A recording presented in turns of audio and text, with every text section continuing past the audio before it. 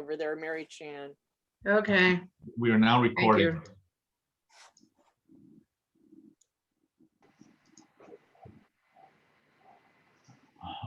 Okay, welcome everyone to our neighborhood council meeting. Today is the 10th of May, and it's 6:05, and we'll be starting the meeting. Just I'll say one more time: the meeting recording has been started. Okay, welcome everyone. Can we get a roll call? Christian? Yes, can you hear me, Mr. Chair? Yes. Okay. Rock Ashfield, Here. Armando Balderrama, I don't see him just yet. Splish, Okay. splash. okay. John Barbera, Here. Mary Chan, Here. Adrianita Reyes Cruz, Here. Ron D'Angelo, Presents. John DeMeglio,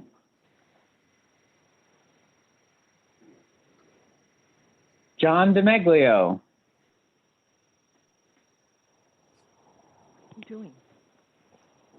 Dan Dixon, Here. Cynthia Gonier, Here. Gwen Henry, Present. Laurie Jacobs, Here. Melanie Lebrecht, Here. Kelly Miller, Here. Alec Norman, Here. Ray Regalado, Here. Chris Faye. Got it. Is Mr. DeMeglio here?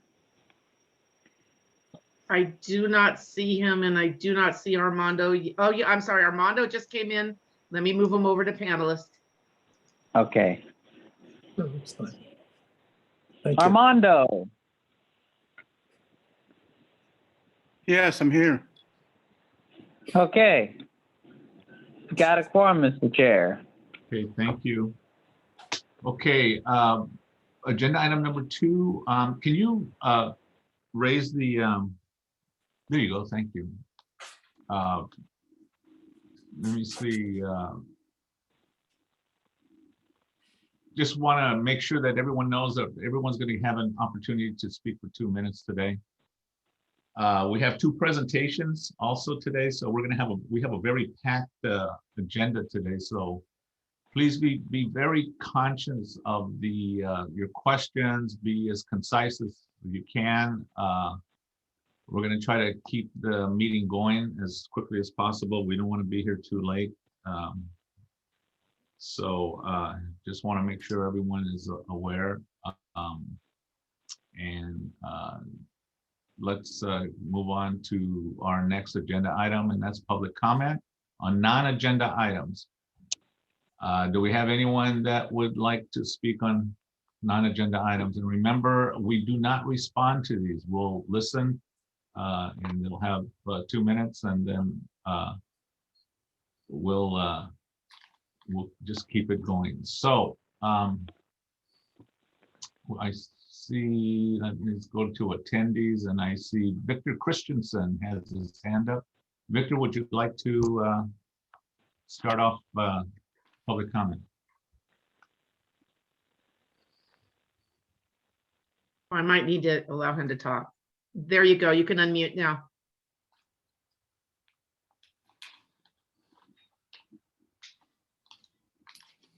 Vic, can you speak now? I unmuted you.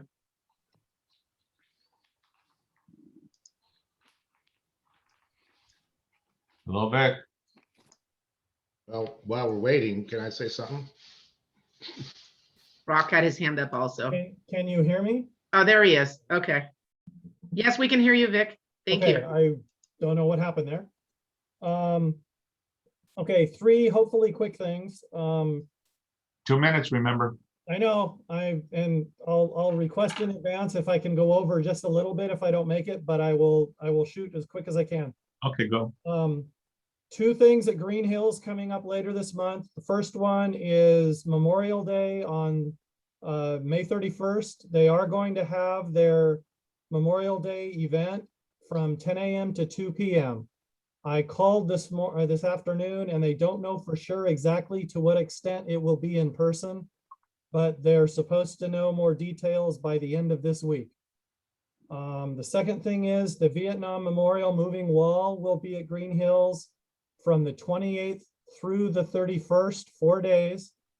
All days, 28th, 29th, and 31st, the hours are going to be 7 a.m. to 7 p.m. And on the 30th, which is Sunday, it is 7 a.m. to 5 p.m. And if you haven't seen it, it's quite a thing to see. And I believe they have kind of a little directory there. If you want to look up somebody's name, they can tell you, what section of the wall it's in. But it's been here before. I think this is the 4th or 5th time they've had it.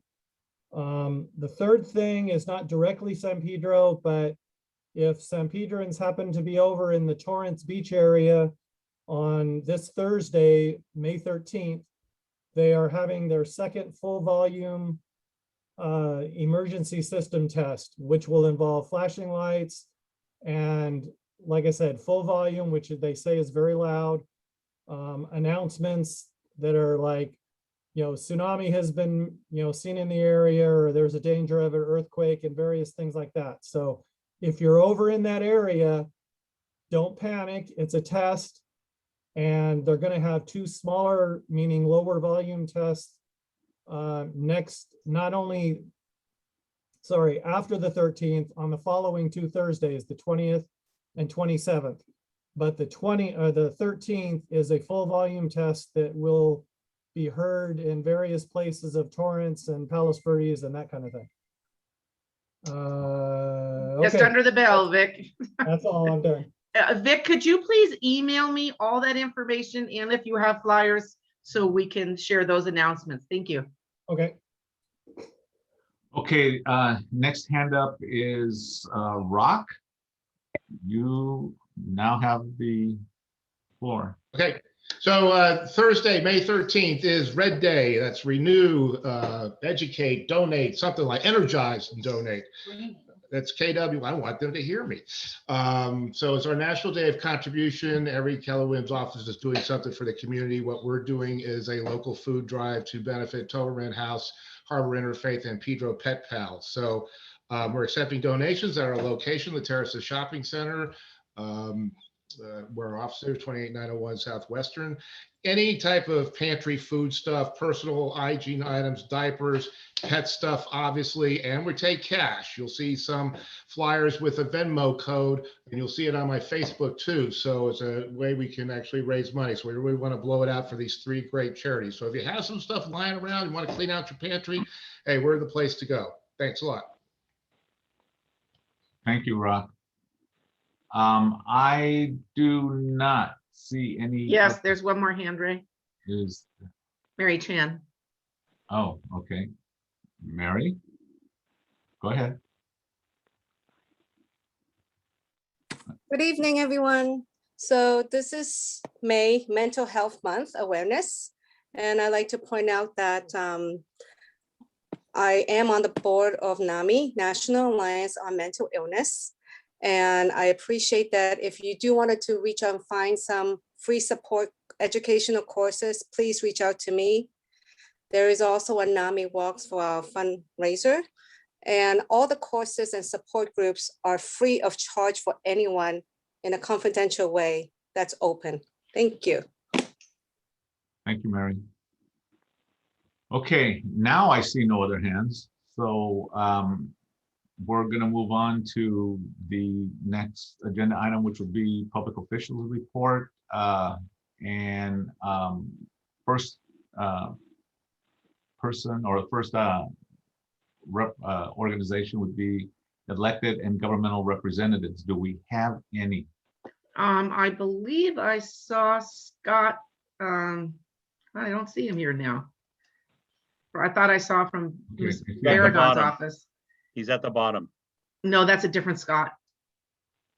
I That's see the a port. hand and a call-in user. Okay, so let's see who that is. Let Calling me. user number 1. I see a hand up.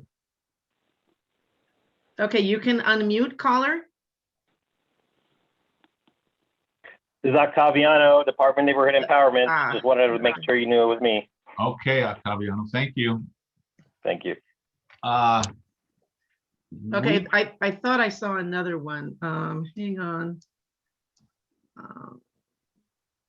Yes, Assemblyman O'Donnell. Hina's on the line, Ahmad. Go ahead.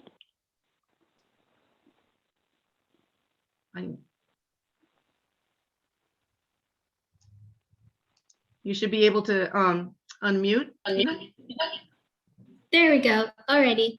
Everyone can hear me? Yes, thank you. Okay, perfect. Hi, everyone. This is Hina Ahmad from Assemblymember O'Donnell's office. I don't have too much to report today. I'm kind of here to listen, but I can talk about AJR2, which we've heard a lot about in the news. It's the Assembly members' resolution to pass the toxic materials, so the DDT dump site, to get the federal government and the EPA on that issue. UC Santa Barbara and other colleges did a recent study showing that there was a lot more DDT barrels down there near the Catalina Island area than we thought. So that's definitely taking federal action now. And then another thing that we've pushed out is the bridge renaming survey. So the new Gerald Desmond Bridge. We're looking for a name. We're going to pass that legislation. And so we've sent out to all constituents in the district a little survey about answering that question about out of 3 choices, what would you like the name to be? And then other than that, I don't have like official reports on it, but obviously we've all been hearing today that Governor Newsom is promising an additional $600 stimulus checks and $5 billion towards rental assistance. So that's basically 100% back pay for rent, and then $600 stimulus for folks who whose annual income is less than $75,000. But as soon as I get kind of more information about that, and if it actually passes the legislature, I'll definitely come back with the specifics. And I think that's it for me today. Okay, great. Thank you so much. Any questions? You do have a hand. Chris has a hand up. Hi, I was wondering about the bridge naming survey, which I took a look at. Are the 3 options listed? Oh, I'm getting feedback. Hold on just a second.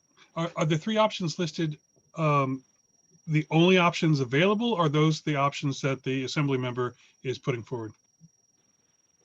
Yeah, so what we did is we assembled a committee of community members. So it was from, this is more so, right, the bridge was through the Port of Long Beach, they kind of financed it. So the city of Long Beach, the mayor's office brought in a couple community members, Senator Lena Gonzalez's office brought in a few community members, and we did as well, kind of spanning the area.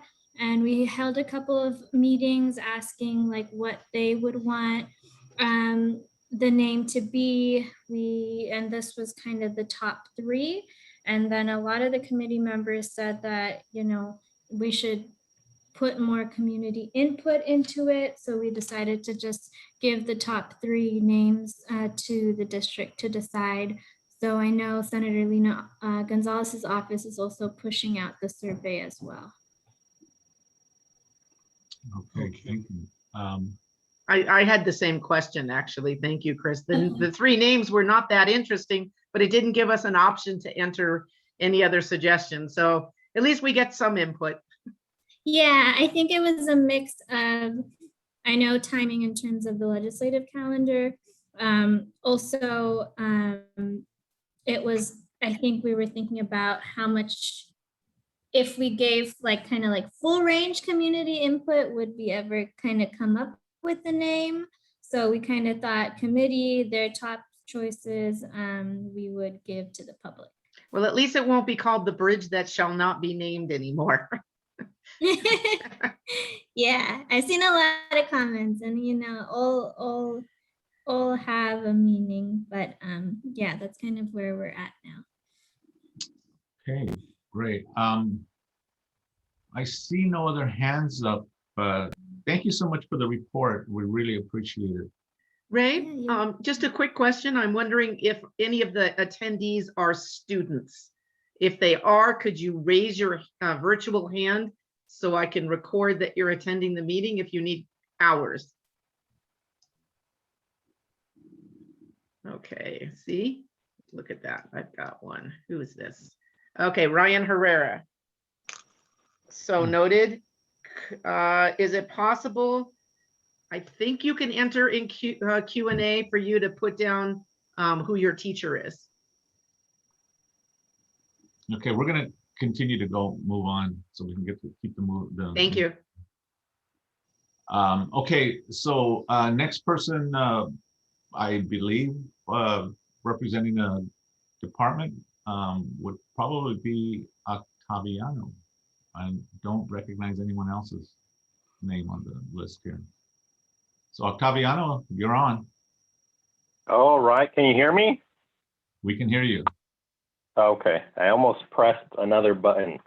All right, thank you, Mr. Chair, board members, and stakeholders. I'm Octaviano Rios with the Department of Neighborhood Empowerment. I hope everybody's doing well. I do have a relatively shorter report today, I hope, but I might be wrong here. I'm scoping through my whole talking points. I know you have a big section on your agenda for an elections update, so I'll stay on the meeting to see if anything needs to be taken back to the department staff with relation to your elections. So I'll spare you my update on that. With NC funding, there are some updates that I wanted to highlight in case you weren't aware or haven't been reading the city clerk's funding related emails. There are 3 important dates coming up. May 20th is the final date to submit an event request approval form. June 1st is the final date to submit a check payment request, including neighborhood purpose grants. And June 20th is the final date to make purchases with your bank card. So those are the 3 important dates to keep in mind that always sneak up on us at the end of the fiscal year, which we're approaching. Also timely is the administrative packet that the city clerk's office is urging all of our neighborhood councils to submit by July 1st. It's usually a focal point or at least an item on many neighborhood councils retreats to discuss the administrative packet, because it also includes the fiscal year's budget for you all to strategically plan how to spend your money. It also surrounds developing goals and objectives and desired outcomes for the year. Now, it is available now, the packet online in the city clerk's office, and they note it's listed under the documents and forms section of their website. So if you have any trouble locating it, let us know. I do want to warn you that if you do submit your administrative packet after July 1st, the city clerk's office will limit funding to $333 a month for office and operational expenditures only. So just a heads up on that. The State of the City address was last month, April 19th. Hopefully you all caught it. If you didn't catch it live, there is a recording on the mayor's website to review it. As you know, traditionally, the State of the City address from mayor gives everybody a preview of what his priorities are and what would be reflected in his proposed budget. the following days. And so the proposed budget's already out, the mayor's proposed budget, and the Budget and Finance Committee for the City Council has been actively reviewing it and hearing all the comments from the public and feedback from departments. So I just checked the council file. I don't think there are any neighborhood councils that have submitted council files or community impact statements, excuse me, for this council file. So I'm going to give you the council file just in case you want to look it up, review some of the comments from departments. Elected officials have their own letters posted up there as well. It's council file 21-0600. That's for the mayor's proposed city budget. And I believe it's still in the budget hearings, and it'll eventually end up with city council for further deliberation and a final vote. For a digital media policy, I know that Commissioner Regalado was in attendance. I believe, and correct me if I'm wrong, Commissioner, I believe because of some hiccups, technical glitches, the review of the draft social media policy was pushed out to another meeting. But there is time to still submit your comments about what you think about the draft digital media policy for neighborhood councils. Let's see here, Zoom updates. April 19th was the last Zoom update that was made available. So if you haven't updated your Zoom application, I encourage you to do so to take advantage of the updates and new features. I don't have a list of the new features this time that Zoom provided for this last April 19th update.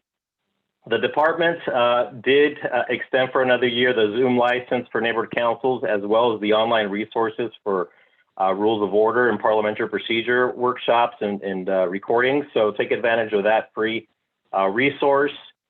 And heads up, and the city clerk's office, and we mainly work as a neighborhood council system with the elections division and the neighborhood council funding program. They both have new websites, new web pages. So some of the links that you may have posted on your flyers or on your website may have been broken. They're trying to fix that to create some a feature to forward it over to, so those links are still workable. But if you've experienced already some of these links, it leads you to a page that says error. So check it out. For any time sensitive information, give yourself some more time just in case it's a little bit more difficult to navigate their web pages. It should be more user friendly. It is for me, but I've only navigated the elections pages, which looks a lot more colorful and user friendly. So, and then my commendations and thank yous for the Northwest San Pedro Neighborhood Council for your Pathways to Employment.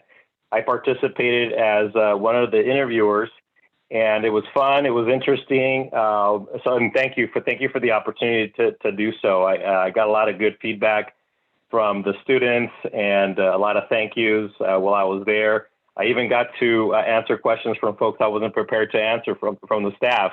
So they were just interested in getting some feedback from me and my experiences with City Hall. So thank you for that. And that concludes my report. Thank you, folks. All right, Octaviano, thank you. I see two hands up on the panelist side. I'm going to assume until I hear differently that therefore our people who just made comments. So let's start with Armando. Armando, your hand is up. Would you like to ask your question? Yes, I'd like to know if it's possible that they can have an alternate way of voting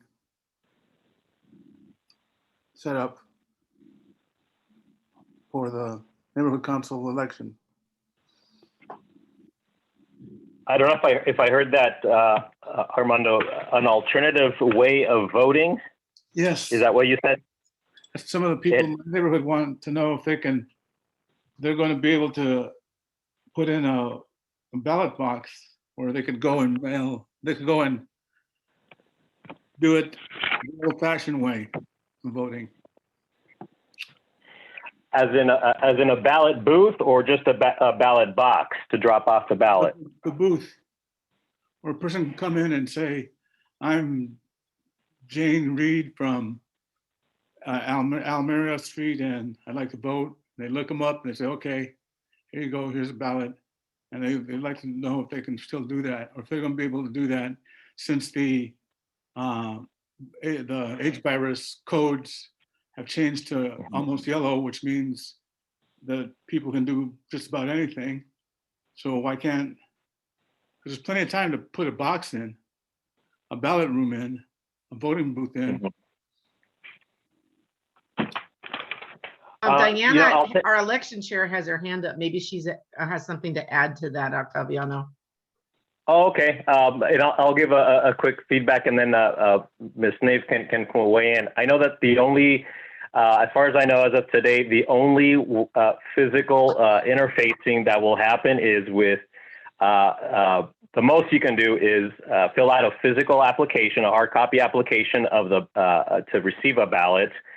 And then you receive a physical ballot. You fill it out. It's pre-post stamped, paid stampage, and you can mail it out physically or drop it off physically at a ballot box. But there will not be a physical polling location or polling booth for people to vote this year.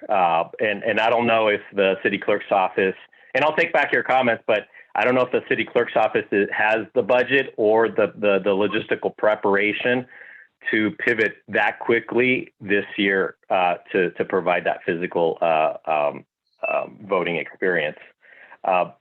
Ms. Nave, would you like to add anything? Actually, no, I don't really have anything to add because that is a question of the city, not of our committee. The only thing I would add is that there will be a box where you can drop off your ballot.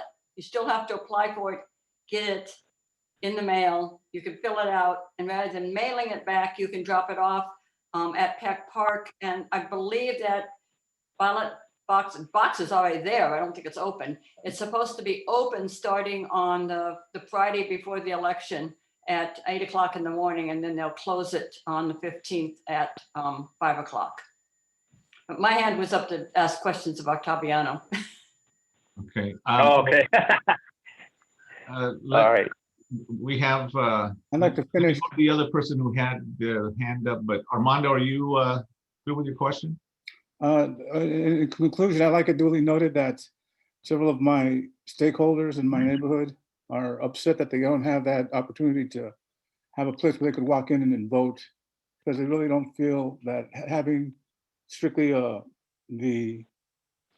get a ballot, you have to email things. They're not that comfortable with computer. They're still not that comfortable with computers. And that's just something I like duly noted. And as explained last week, there are multiple ways to get a ballot without having to use email. There were several locations for pickup, which were exclaimed, put on the record. Who's this? Who cut me off? Who cut me off? This is Braun. Braun is. Well, you can wait me until I'm done. Okay, Armando, whatever, man. Yeah, whatever. I'm tired of being cut off by people. Armando, you want to finish your comment, and then Braun will explain it one more time. He can have the floor now. I'm done. Okay.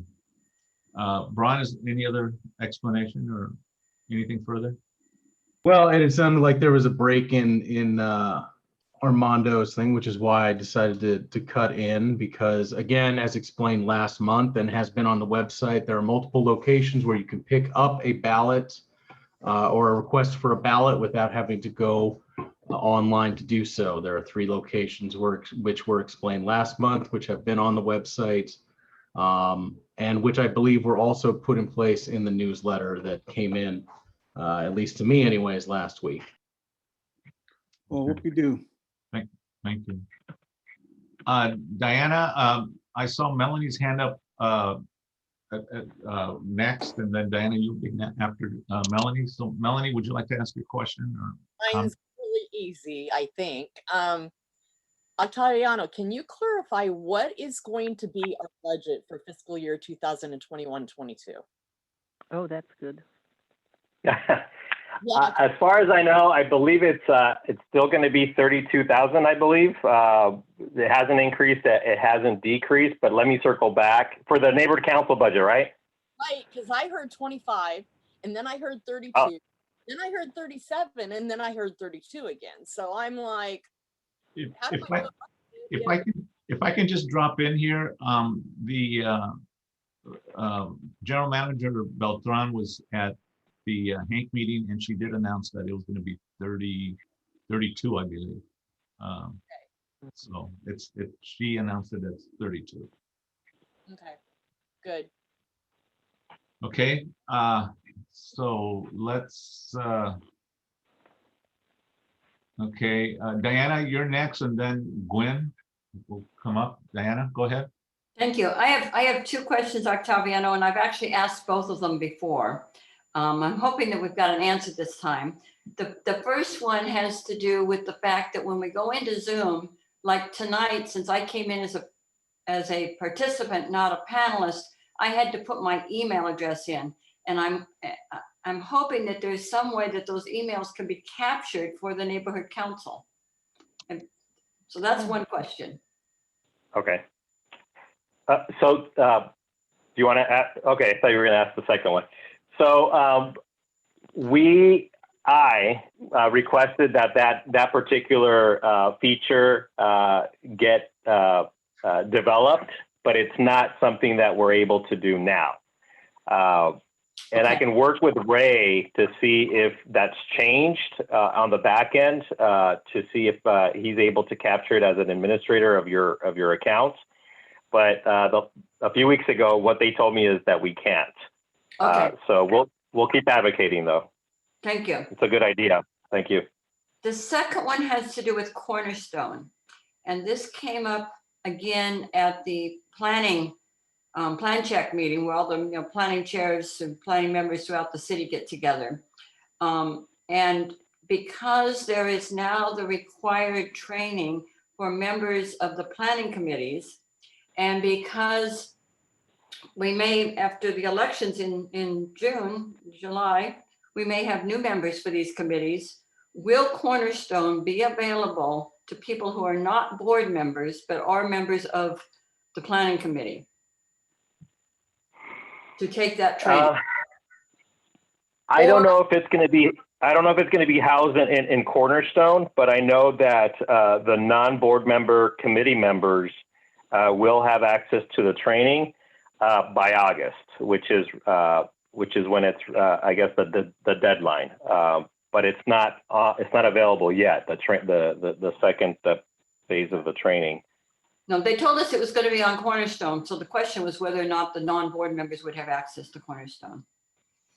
I haven't heard that they were going to get access. I heard there's still limitations on the number of accounts we can open up for board members, and we're almost at the maximum. So I believe last time in one of our staff meetings, we were trying to budget-wise see if we can increase that number for the planning committee members. But as you would imagine, that would exponentially increase it probably by more than the number of board members because of the number of committees that are out there, right? But I'll keep you all posted as to where that training will be housed. Well, the training is available on YouTube, but so far they're saying that people who take it on YouTube won't get credit for it. So somehow the department needs to work out how members of committees who are not board members can get credit for taking the training. Right. So Ms. Nave, I think that's the challenge is how do we know that, or how does the planning department know that someone took it if they just view it on YouTube? There needs to be some type of a mechanism where either fill out this form or or do it in Cornerstone like board members do, where it captures it there automatically. So I'll keep you all posted as to how the details get developed finally for the committees. Okay, Diana, that's it? Yes, thank you. Okay. Great. Okay, so I see Gwen's hand up and also Vic. So Gwen, you're next, and then Victor Christensen, you're after that. Hi, Octaviano. Hello. Real quick question. Is there any conversation regarding outreach, live outreach activities, when that might begin, or the scope and the rules for things like that? You know, where community forums are always beneficial. And yes, and of course, not everybody can join on Zoom. So I was wondering if there's any discussion currently. Yeah, we're getting this question a lot. We haven't heard that we're even though it's safer for folks with the increase of vaccinations, that we haven't heard when the mayor is going to lift the restrictions with regards to physical distancing and wearing of masks. For us in the city family, which would include the neighborhood councils. So we'll let you know. I know that with regards to events and outreach, neighborhood councils can still consider partnering with community-based organizations that are better, that are more appropriately equipped, I guess you would say, to do different outreach and engagements. But for now, we're not officially telling our neighborhood councils that they're allowed to do that right now. So yeah, that's the official position right now as we stand. Okay. Next question, Gwen. That answers. You're good with that? Yes, thank you. Thank you, Octavian. All right, thanks, Gwen. Victor Christensen, you're up next. Octaviana, I don't know if this is best addressed to you or the council itself. Excuse me, the council itself. But I noticed on our webpage where it mentions where the ballot applications can be picked up, Peck Park is not one of the choices anymore like it used to be. Was that a mistake, or is there a reason why people can't pick it up there? Because that would be very convenient for a lot of people on this side of the city. Octaviano, this is Lori. I can answer that for you because I don't think you know. No, I don't. I was going to ask you, Leah. Thank you, Lori. I had it taken off the website because Peck Park apparently is closed. And so Ray went over there. We've talked to Briselli. She's in the office right now most days, but the park is actually still closed to COVID, and we're not sure when it's opening. So a note's being put on the door, I believe starting today or tomorrow, that will have her phone number. So if you go to Peck Park, it will say, if you're here to pick up a ballot, please call this number, and Briselli will come to the door. But because it's limited, we decided to take it off the website. It's still in the newsletter, because we know it's much easier to go to the Assistance League or the mailroom. You can just go pick it up. Diana, what about the library? No, our forms are at those two locations. Our forms are also available at the library. Okay.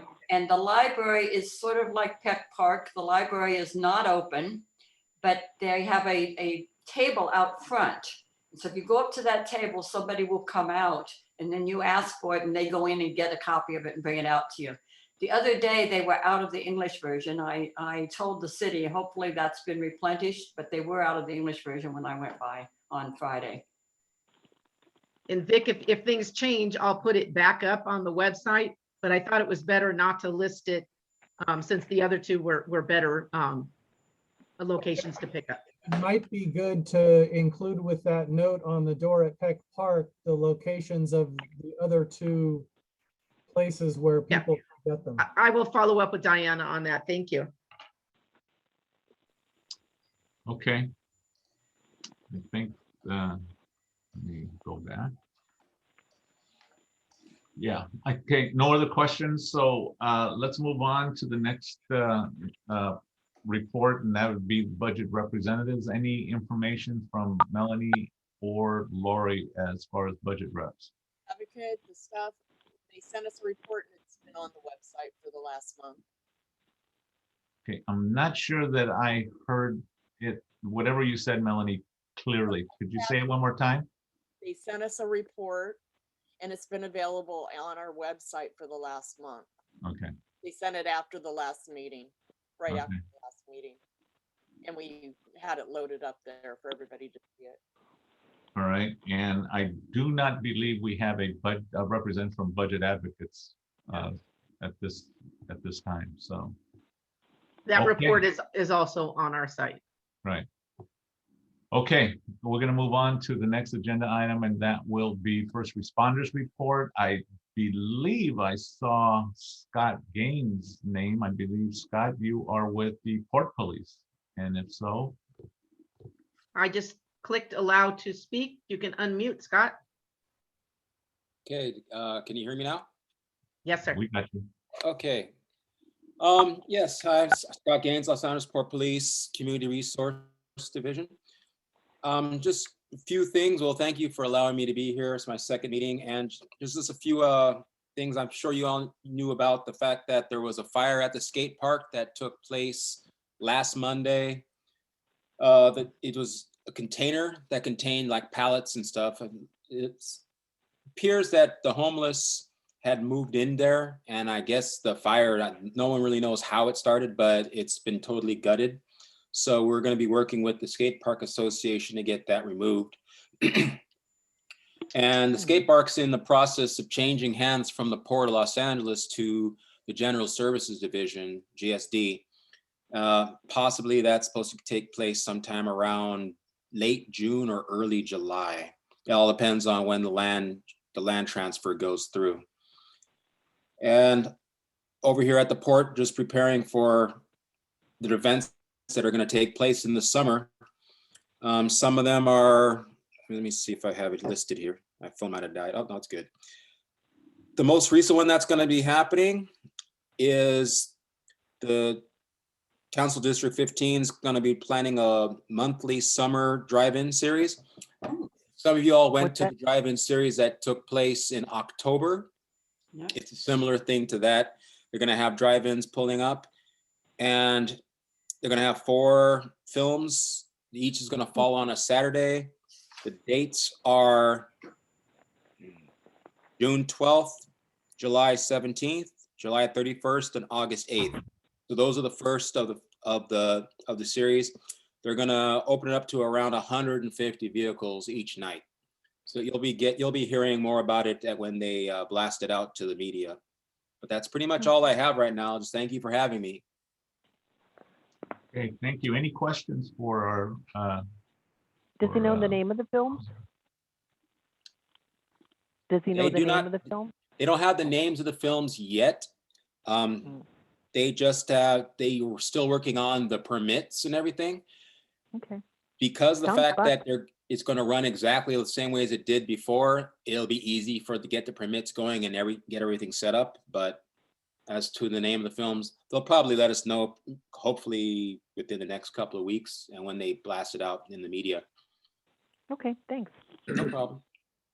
I see a couple hands up, Dan, and then John. Hi, this is a question for Officer Gaines or any of my socially media savvy colleagues.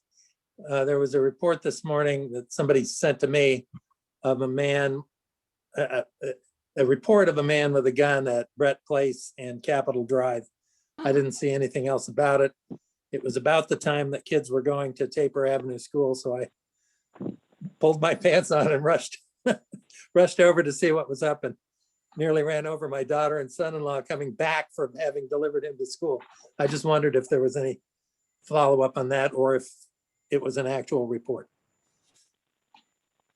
On my end, in the Port Police, that's out of our AOR, so we don't know about it. We might hear about it from LAPD. I could ask around. They would have had their units responding to it. Thank you. I can, I have some of the emails here. I can get the information and send it to you guys. Thank you. No problem. Okay. John B., you're up. Hi, Officer Gaines. I'm working with Andy Harris on that skate park deal. Mhm. And now, is the Port Police still in charge of that area? Or has it been turned over to our LAPD Harbor Port Division? of Los Angeles, excuse me, Port of Los Angeles is still in charge of the area. The land transfer hasn't taken effect. To my knowledge, it's requiring 2 permits to start the transfer. 1 permit already went through the council downtown, got approved. Now there's another permit process that's going through.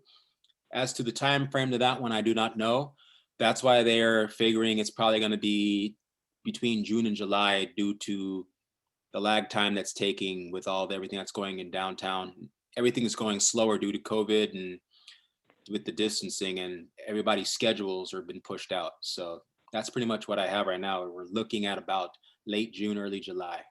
Okay, so then Andy is, by your say, Andy's okay to go in there and cleaning up and doing things?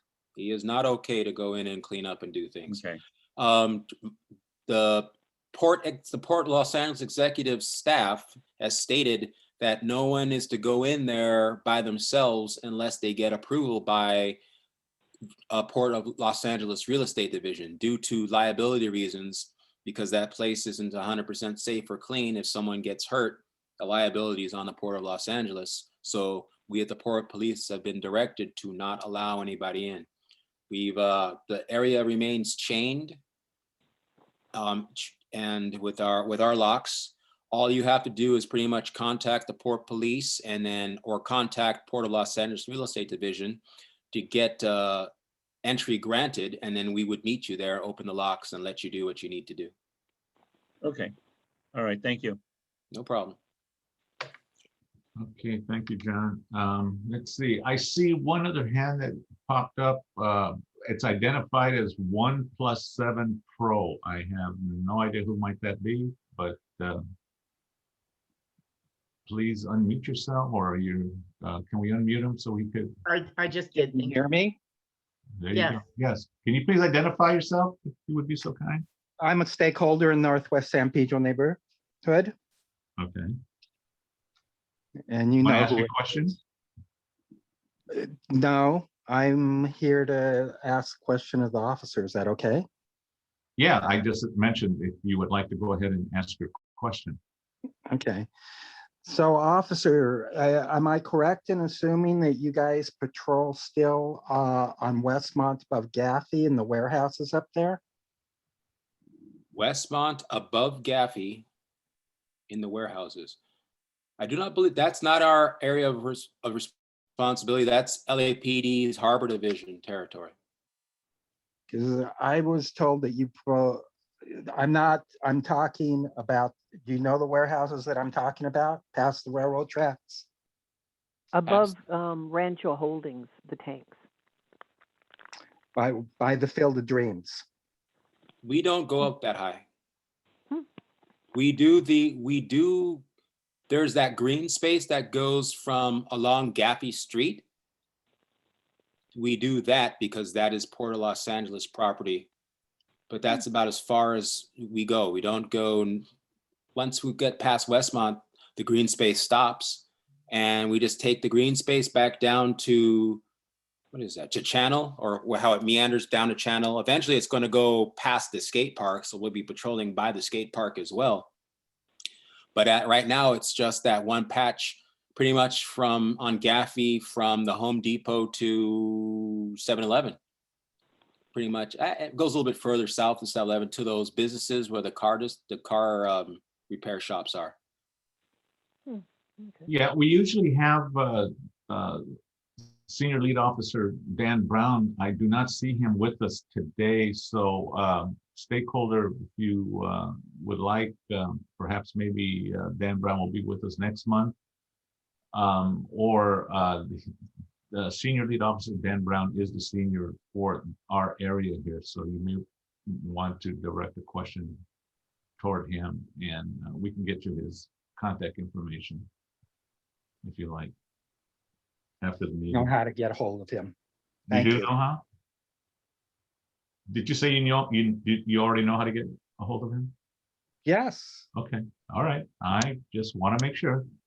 Okay. All right, thank you. And we have another hand up from Gwen. Gwen, go ahead. Hello, Mr. Gaines. In regards to the east-west border of that green space, is it right up to the fence and none of the rail spur? And is it to the sidewalk, or is the sidewalk also included? The east-west border, I know it's the green part, all the grassy area up to the fence.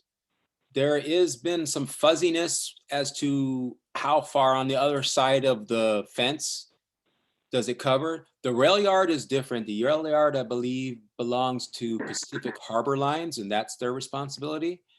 Now, our construction and maintenance division, the gardening crew, they do a lot of the tree trimming, so it doesn't go too far over into the rail yard area.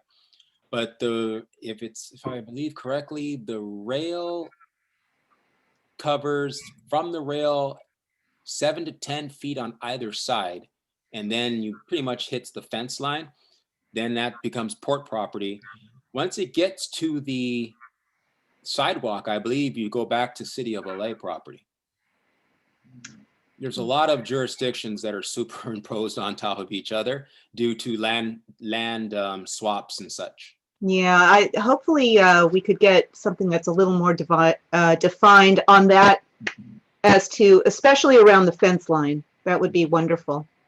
Yeah, the fence line is, it sounds like at one time before the fence line, when the fence lines were going up, it belonged to another area, but when the port bought the property or did the land swap for the property, it became the port's territory, and then everything's kind of, like I said before, it's kind of a gray area, but they kind of overlap each other a little bit. The port property overlaps a little bit of PHL's, but it doesn't really overlap the LAPD's part. Once it's on the sidewalk, it's pretty much LAPD's area.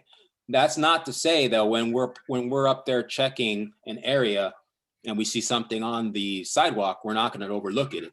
We're still peace officers for the state of California, so we can act and we will act, but we don't go that far out of our area to go look for stuff. One follow-up question with that?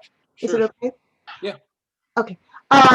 Well, in regards to, of course, you say that you're looking at the sidewalk. So if you see something happening on the at the fence line, just over towards the rails, do you also attend to handle issues there as well? We can, if the officer sees it, then they can go and address it. We can still see it. Most of the time, we're basically looking at the green area, seeing if there's people there, if they're defacing those, there's benches about every 100 yards or so, there's benches and such. If people are defacing the benches and such. With the new COVID, the mayor's COVID restrictions that they put, where we don't displace people who are experiencing homelessness, we pretty much now don't really do much enforcement in terms of people lying down there and camping out there. But once it's lifted, then we'll be a little more proactive with that. But as far as any activity that could be illegal, if we see something illegal, if LAPD sees something illegal, we will take our due course. We will actually do what needs to be done. Thank you. No problem. Okay. Officer Gaines, thank you so much for being with us. We really appreciate the opportunity to have the conversation with the Port Police. Thank you for, again. My pleasure. It's I know I have a little issues trying to get everything set up. Still can't figure out how to get my video, but at least you're able to hear me. Yeah. Okay. You take care now. You too. Okay. We're gonna move to the next item on this agenda item, and that's the CPAP report. Melanie, do you have anything from CPAP this time around?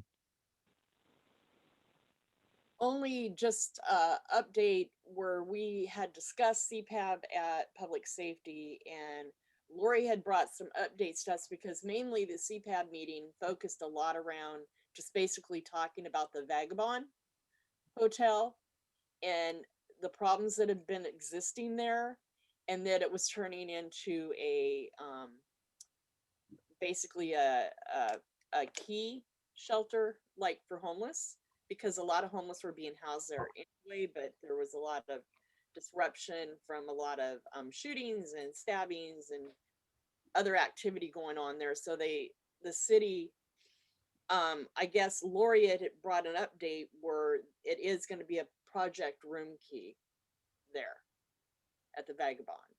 It actually already is a project room key. As of last week, it was almost at capacity. I think they're using about 68 rooms, but it's only a 90-day stay.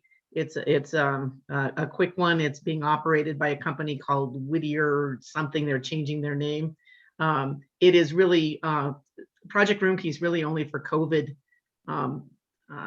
people who are vulnerable with COVID. But right now, they don't have plans to go much beyond 90 days. And they discussed a lot of problems that the other communities are having. We've had a couple of problems, but not severe, with, like Officer Gaines said about the COVID restrictions, where if they're setting up tents and setting up sleeping on the sidewalks, they aren't really doing much about it right now. And a lot of enforcement, like the 5611 and stuff, are not being enforced due to the restrictive problems with COVID. There's been an uptick in a lot of shootings lately, but they're trying to do a lot of arrests to try and get those people involved in some of the shootings, and a lot of sting operations to go and arrest some of those people that were involved in some of the shootings and problem children. But other than that, not much else. So I just want a little clarity, Melanie. Is this information that you're passing along from a CPAB meeting, or is it is? Okay. Yes. All right. I have a hand up, and gee, it's Gwen. Gwen, you're up. Hi, Melanie. Was there any discussion? I was hoping that Officer Brown would be here, but was there any discussion regarding activity at what used to be Dave's place and is now a pot dispensary right there at the corner of First and Bandini? We have a very active border situation where that's literally just over into the county La Rambla. It's right on the edge of Northwest and Central, and it's just a difficult thing for our community to address. And I was hoping that maybe there was a shooting there, maybe a woman. Oh, and you're on mute.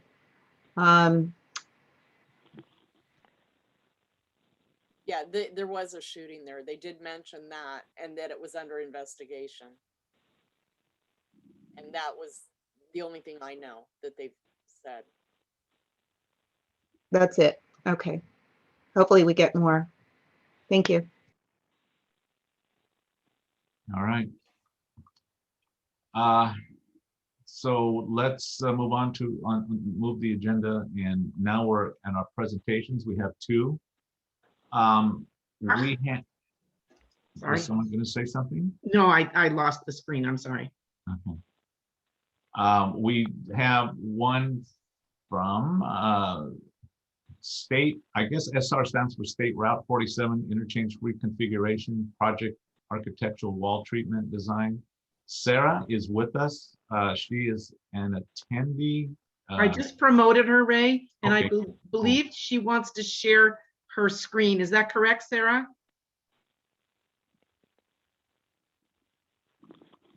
Is she? Hey there. Hi, Sarah. Did you want to share your screen? Yes, please. Okay, Ray, you can do that. I don't believe I can do that. So I'll stop sharing mine. There you go. So let's see. Now I should be able to let you share the screen. someplace? Yes. Next to her name,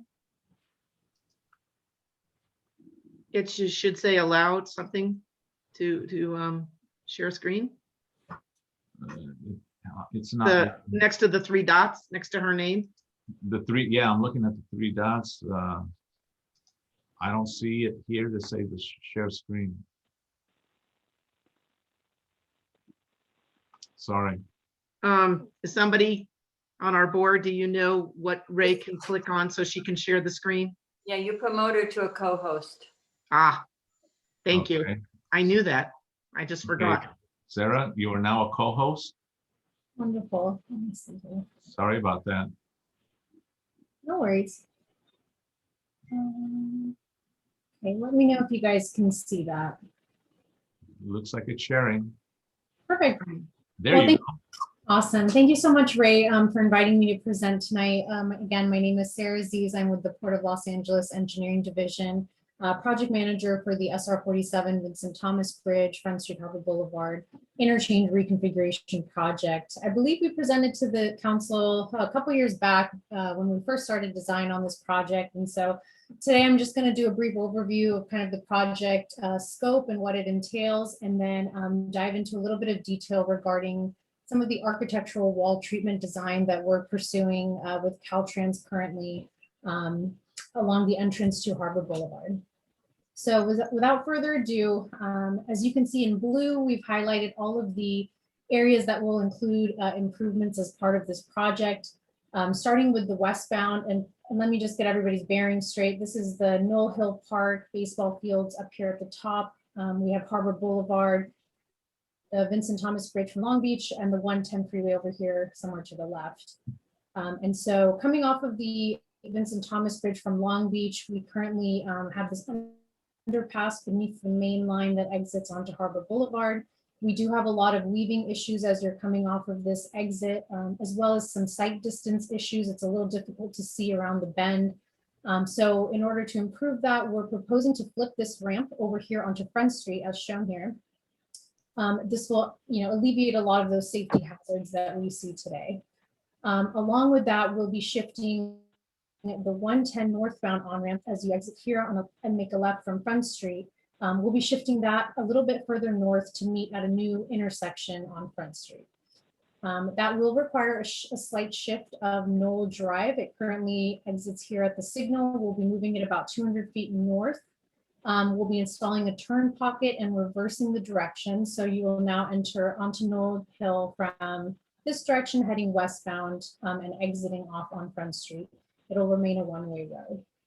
And then on the southern half of the main line, as you know, entering onto the Vincent Thomas Bridge to head to Long Beach, it's a very short weave merge distance here. You have high traffic speed vehicles heading down the 110 exit and vehicles trying to merge on. So because we have some opened up space here, we'll be shifting that on-ramp back westerly and doubling that merge distance to allow for more time for vehicles to kind of speed up, gain some momentum and join other traffic on the main line.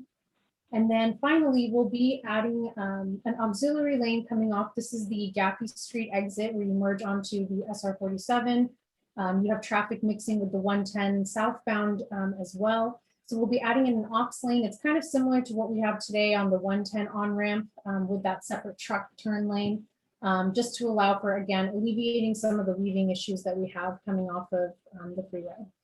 And then as far as city improvements, we are adding curb and gutter along Front Street all the way to Pacific. We'll be improving the drainage issues along Front Street as well. We'll be doing a street overlay, street lighting, some improvements to the signals at all three intersections, Harbor, Knoll, and Pacific. And that's kind of it in terms of the general project improvements. If there aren't any questions on that, I'll jump into the architectural wall design, but I'll go ahead and give it a minute for that. I know it's quite a bit of information. I don't see any hands up actually at this time, Sarah. So, Great. Oh, wait a minute, hang on. I do see one now. And that is Rock. Rock, you want to ask a question about this aspect of her presentation? Yeah, so I see the bottom part, that's pretty much how it is now, right? But the top part, that's gonna be like wildly different than what we have now. I'm just trying to sort of orient myself. Right, you're correct. And so again, kind of where, if you can see my cursor, this is the Yeah. current on-ramp to the Vincent Thomas Bridge. We're just shifting it back slightly. So there won't be any major change. You'll still enter onto that on-ramp the same way we do today. But you're right. So exiting off from Long Beach, you'll now exit across from the China Shipping Terminal. And if you're trying to head, towards Harbor Boulevard, the cruise terminals, HAB, you would exit off of here and make a right on Front Street. And same thing for the 110, instead of making that left turn right here to get onto the northbound freeway, you would just go a little bit further down at this signalized intersection and then hop on right there. Okay, Okay, thanks. thank you. Gwen, you're up. Hi, Sarah. Regarding the on-ramp at Swinford and going up to Vincent Thomas, does that give a lot of lead for acceleration and coming to speed by the time you get on the bridge? Okay. I could see that as being a slowdown spot. Is there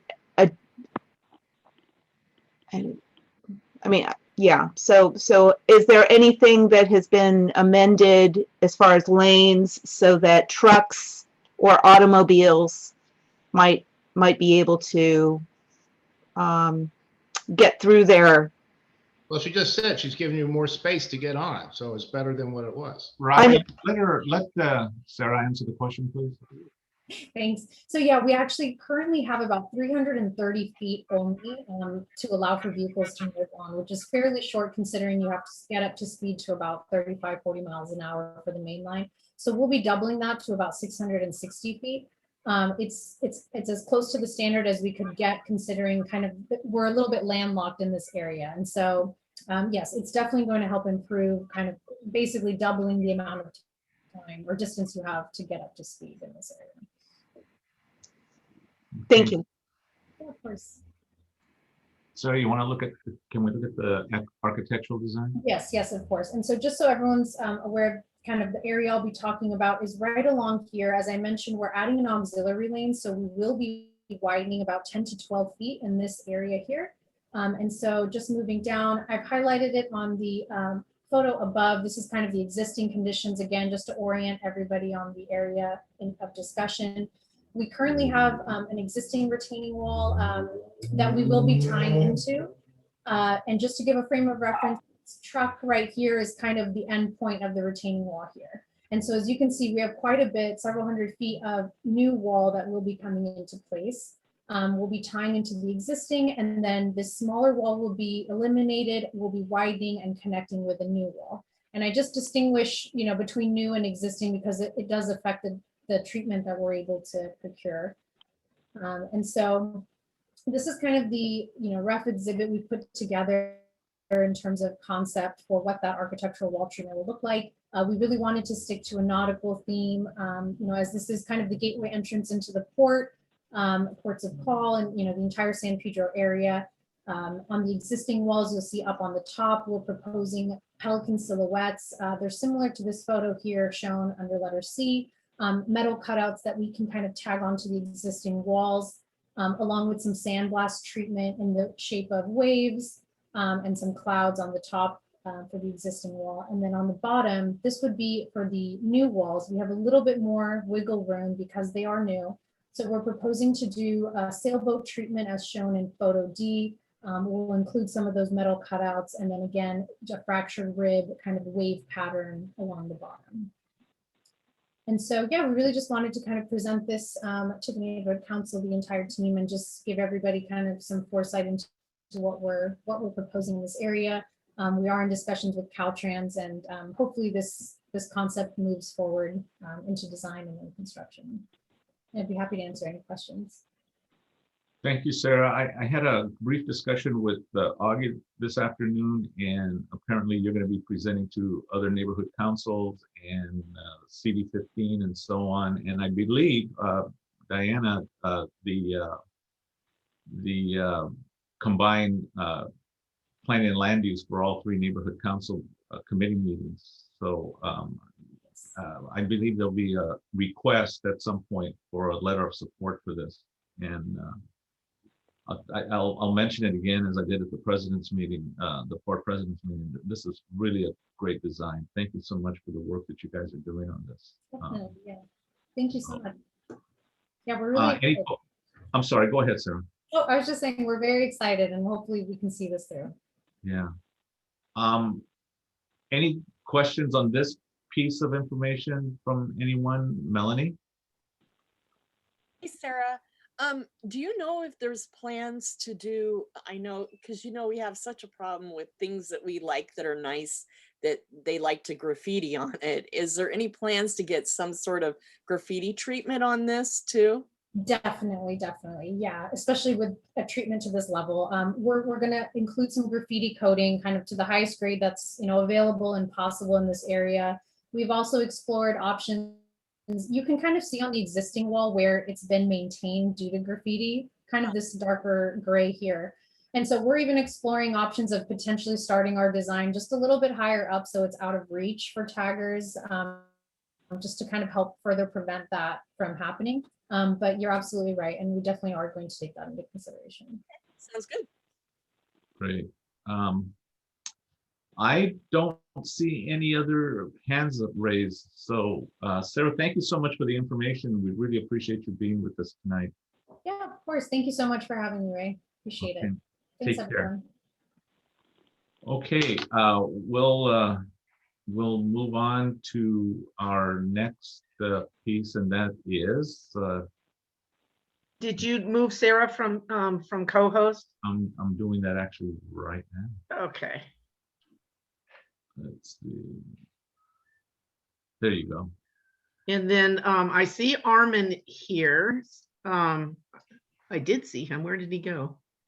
There. So I'm going to go ahead and promote Armin to a Okay. panelist. And then if Armin could let me know who else is in attendees that I should promote, that might be part of his presentation. I'm still seeing the architectural design piece. Sarah didn't stop sharing. I don't have an option to stop. Oh, Let Ray. me make you co-host again, and then maybe you can do that. You can stop sharing. You're co-host now.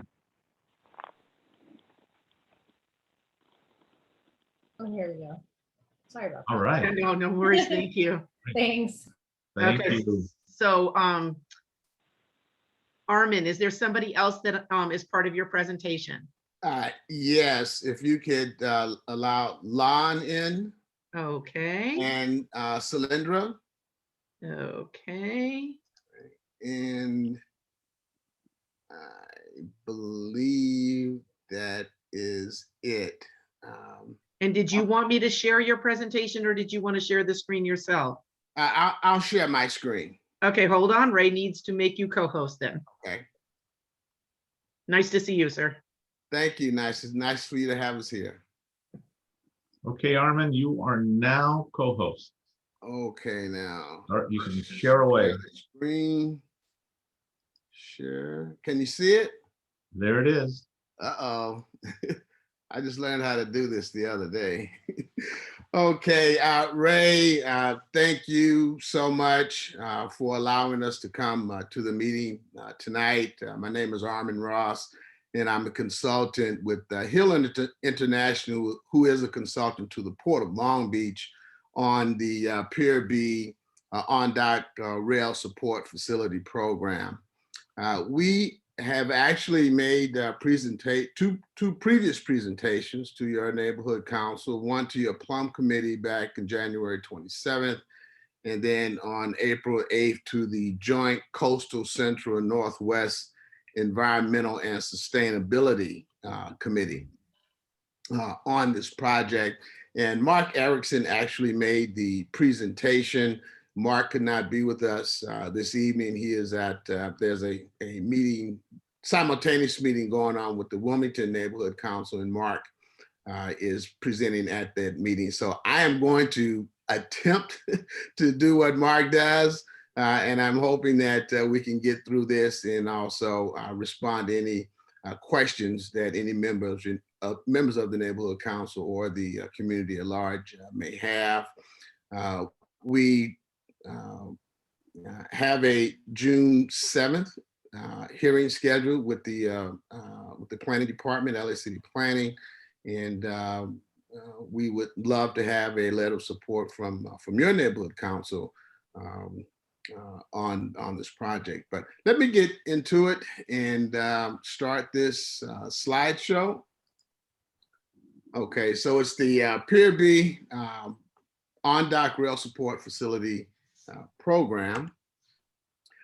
And this program is a result of the 2017 Clean Air Act mandates. And what they're trying to do is this Pier B on-dock rail support facility's goals are to serve forecasted cargo demand that's going to be coming up in 2030 and beyond.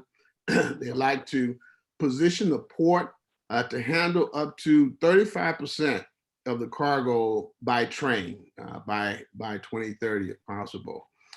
They found through studies that the trains are becoming much longer, and by increasing the capacity at the port, they can serve longer trains because longer trains have proven to be more efficient in moving more goods throughout the country. Just kind of show you where we are here. The program, and I don't know how I got all of these. Okay, the program starting from the left side, which is the Los Angeles side, is going to be the creation of 5 new arrival and departure tracks. They're going to be constructing 93,000 feet, additional feet of track in the support yard. And that will allow for them to build, to resupply, create resupply stations for up to 30 locomotives. And over further into Long Beach, they'll be realigning and improving Pier B Street and Pico Avenue. So most of the work in Los Angeles is going to be up here where the 5 new arrival and departure tracks will be. Okay. Okay, this is supposed to go to the next screen. And it's not. Okay, here we go. Now, this is the scope of the work that's going to happen in the city of Los Angeles. You can see in the top right-hand corner where Long Beach and LA city limits are. So if we start on the left side, which is over near the Dominguez Channel, they will be widening the bridge so that they can create a 3rd track. There are 2 tracks there now, and they want to create a 3rd track. There'll also be a new locomotive support facility. And you can see where it is, where my cursor is, and if you can see it, where the green lines are, that's where the new locomotive support facility will be. And down in this right corner, there'll be a realignment of Pier B Street to accommodate the new tracks that are going in. And just a small portion of that is in the city of Los Angeles.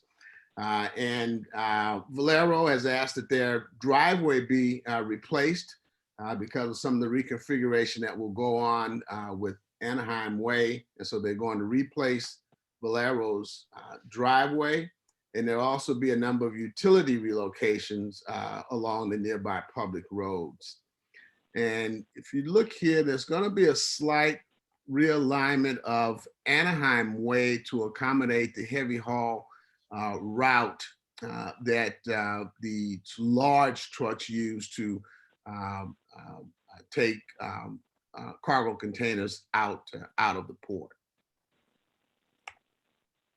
Okay.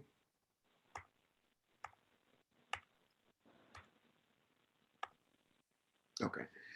Some of the benefits of this program, number one, would be to reduce truck traffic.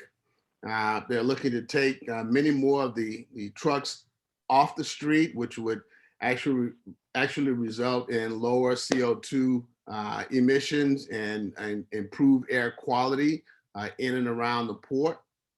And it would also look to reduce shipping costs because they'll be able to put more containers on the trains, on these longer trains, and get them in and out of the port in a more efficient manner. This will allow the ports to improve their competitiveness with other ports around the country and on the east and west coast, and also create more jobs. By improving the movement of goods in and out of the port, they're looking to increase revenue due to the rail growth, and that will be a benefit for the entire community. Right now, we are in the permitting phase, and this is just a brief timetable.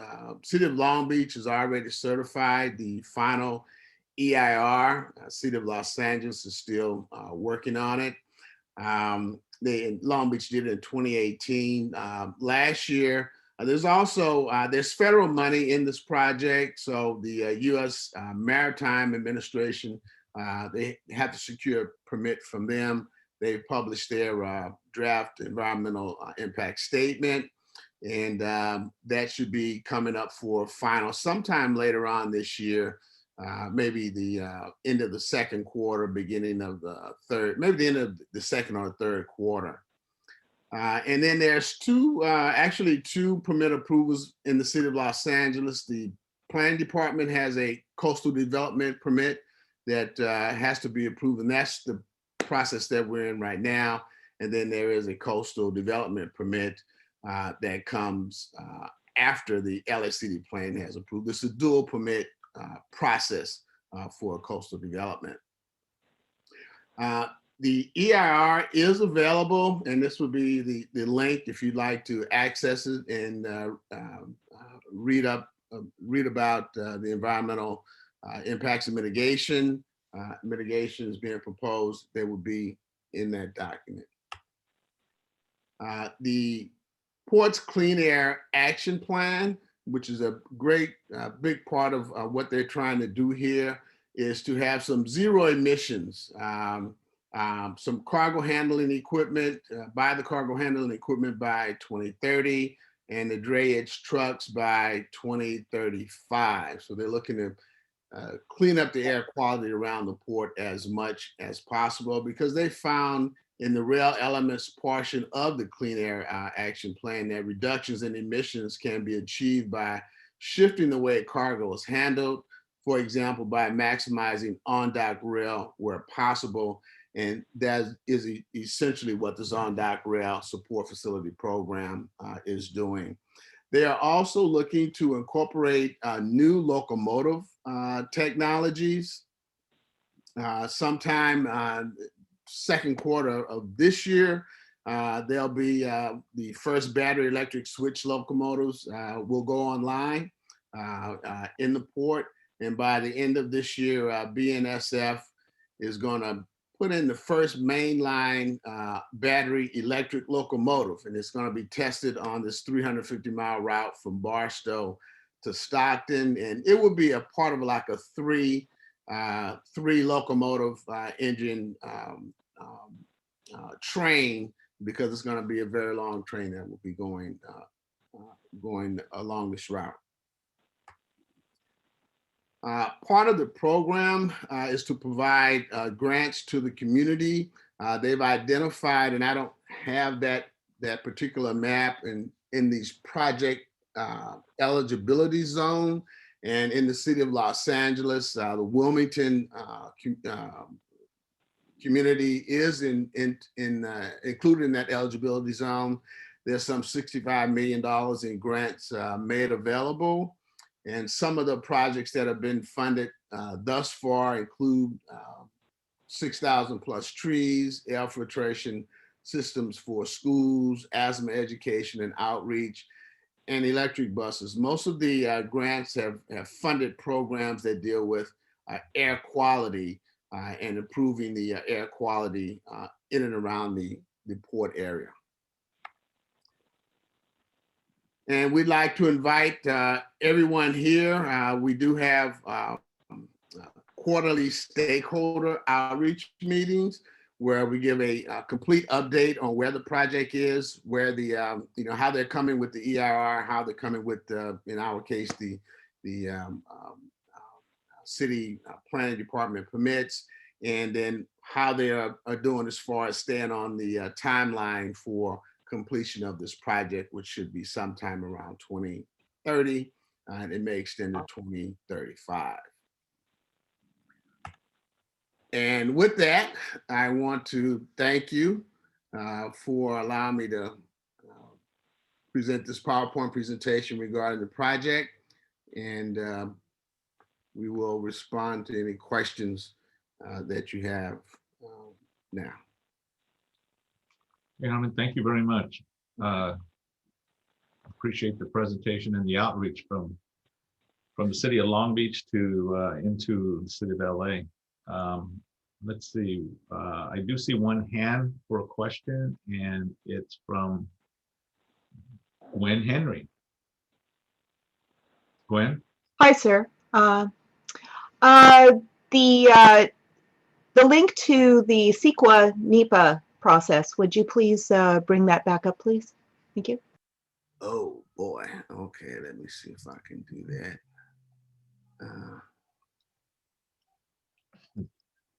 Okay, I have to get the.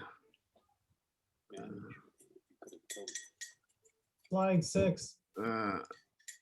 Is that it? Can you see it? No. Slide 6. Okay, let's see. Am I still sharing? You should still be able to share. Yes. You see it now? No. No. Okay. I hear someone saying that it might be slide 6 that you may have to click. Okay, let's see. Yeah, you need to double click on that slide 6. Let's see if that works. You see it now? No. Okay, oh, here we go. Resume share. Okay, let's try a new share. Now do you see it? Yes. Okay. Yes. It says I'm sharing the screen now. Yeah, Yes. it's All up. right. Okay. When was that your need just to get the web address? Yes, to capture the link. Thank you. Oh, okay. Okay, great. Okay. Any other questions by anyone else? Ray, I'd like to let everybody know on our board that this presentation is on our website, so you can get any of that information. Great. Yes, it is. So I saw Dan Dixon's hand up for a second. Dan, did you want to say something or ask a question? No, that's okay. Okay, great. I had the link. I was going to tell Gwen the link. Oh, okay, I got you. Okay. Okay. No, I don't see any other hands up. Armin, really appreciate the outreach. I know you said you wanted a letter of support for a meeting that you're going to be having. What day is that meeting? The planning department meeting will be on June 7th. Okay. Okay, I think I mentioned to you that we meet once a month, and it's the second Monday. Would there be a? We would get this to a committee so that they could review and then present it to the full board for support. Okay. But we won't meet until the second Monday. Would that still be? Would a letter still be appropriate and valuable to you?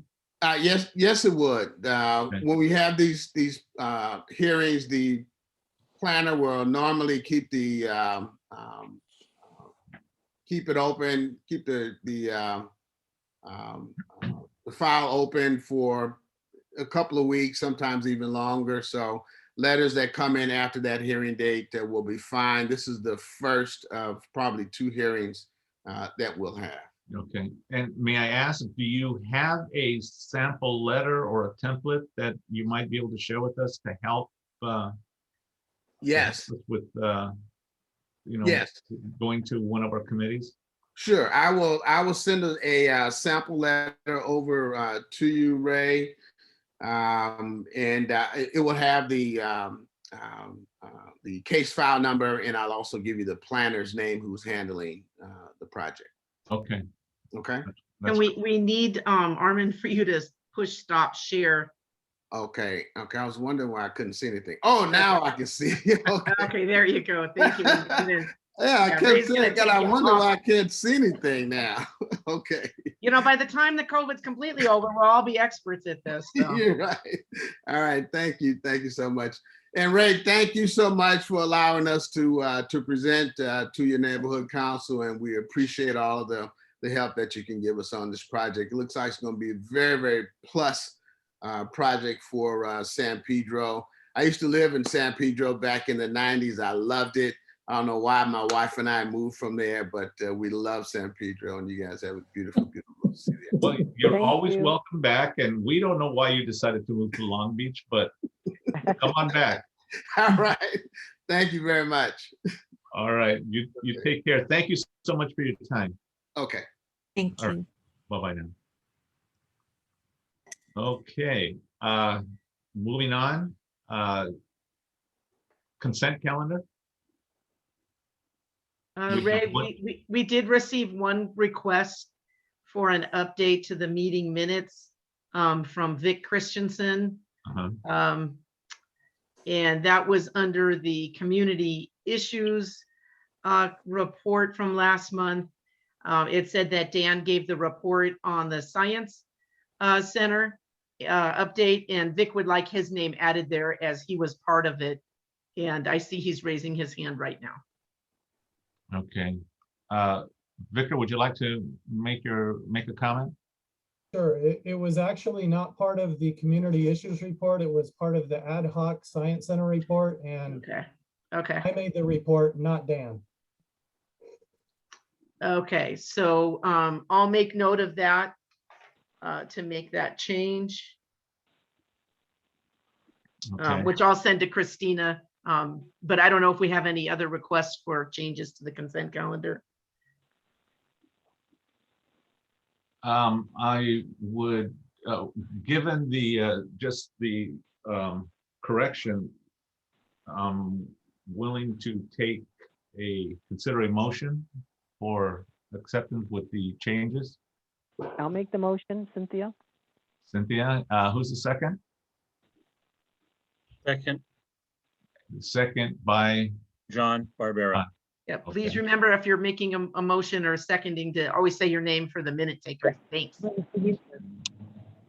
And I think you probably already had some discussion, but any additional discussion? No hands coming up. So Christian, would you like to take the vote count?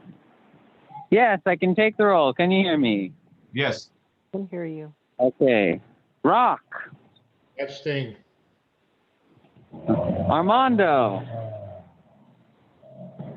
I think Armando has left the meeting. Let's try coming back just in case. Okay. John B. Yes. Mary. Mary. Adrianita.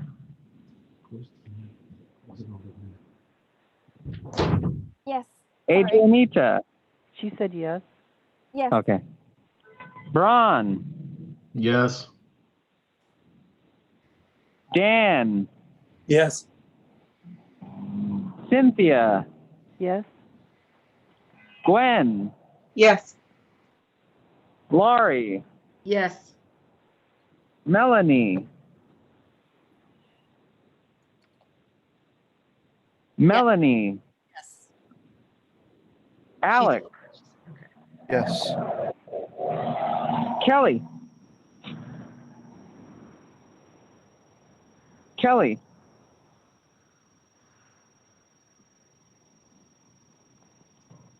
Okay, we'll come back. Ray, Yes. Chris, Yes.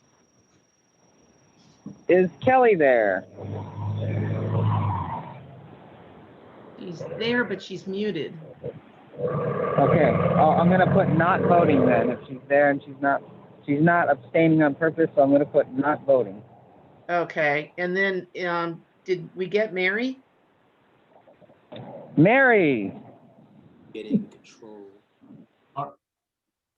And just so that Armando's on the attendee side, I'm gonna move him over. okay. Okay. Is Mary muted also? Yeah, Mary's muted. Okay, I'm gonna put not voting then, since we don't know what she's voting, but she's not purposefully abstaining. Okay. Okay. I do see. And Armando. Yes. Okay. Okay, then it passes with 2 not voting and 1 abstention. No, Kelly's back. You can ask her. Okay, Kelly, what do you vote on the minutes? Yes. Okay. 1 not voting, 1 abstention, and the rest yes. Great, thank you, Kristen. Okay, next, we'll be going to the committee reports. Okay, I'm getting there. No, I see the agenda's up, so. No, but you need to, okay, I need to. have a report up. Oh, you're not ready for it. Okay. Executive first, got it. Okay, let's see.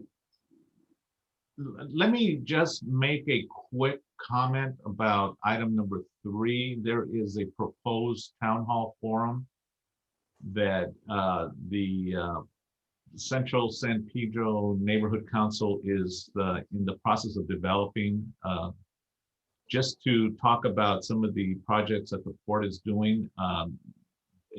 Originally, it was proposed for the 22nd of May, but it looks like it has been reconsidered and they may be pushing it back further. But when we get more information, for those of you who would like to participate as an attendee, we'll be putting out the information when it's available.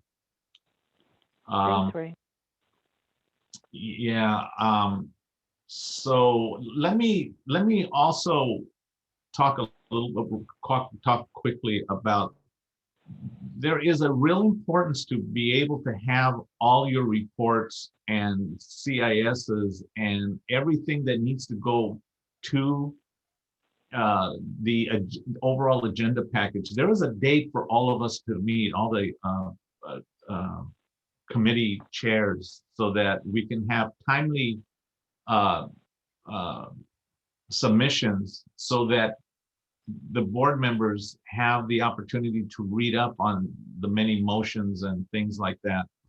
I just want to remind the committee chairs that it's really important that you meet the dates that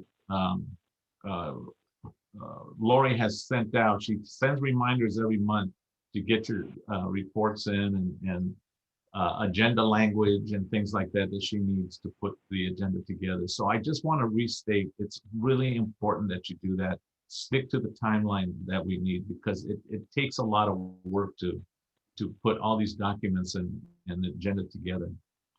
So I'll go ahead and just move on from there, but I do see a hand up, and That's Lori.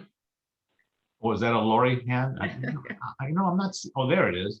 Yeah. Okay, Lori, your hand is up, so. Yeah, just a reminder that I've received some inquiries from people asking when committees are meeting, because some people try to look ahead of time.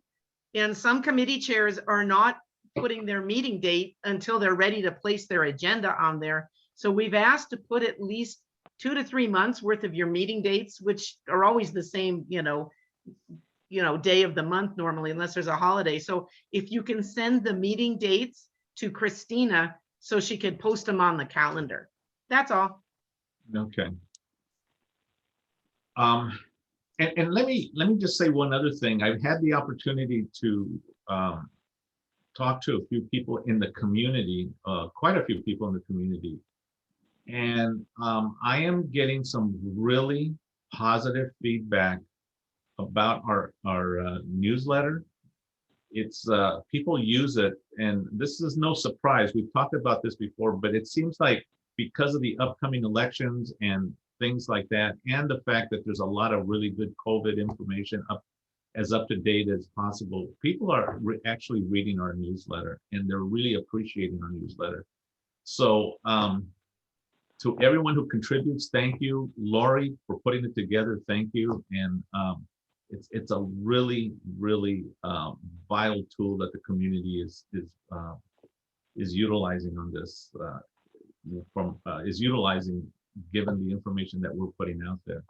So I just had to say thank you to all the contributors and Lori for all the hard work that you're doing on this. So thank you all for this. I'm going to move on for the essence, in the essence of time. Bylaws and Election Committee, I believe, Brian, you are going to be talking a little bit about the upcoming election. Sure. Do you need anything on the screen, Braun? You know what? Why don't you go to the Northwest San Pedro Neighborhood Council The website page? Yeah. Okay, hold on. Can do. You want me to go to the election section? Yes, please. Okay. Oh, actually, before you do that, go on the May 11th date on the first page for the candidate forum. The May 11th. Oh, okay, on the calendar. Yes. Okay. Okay. Is that what you wanted to see?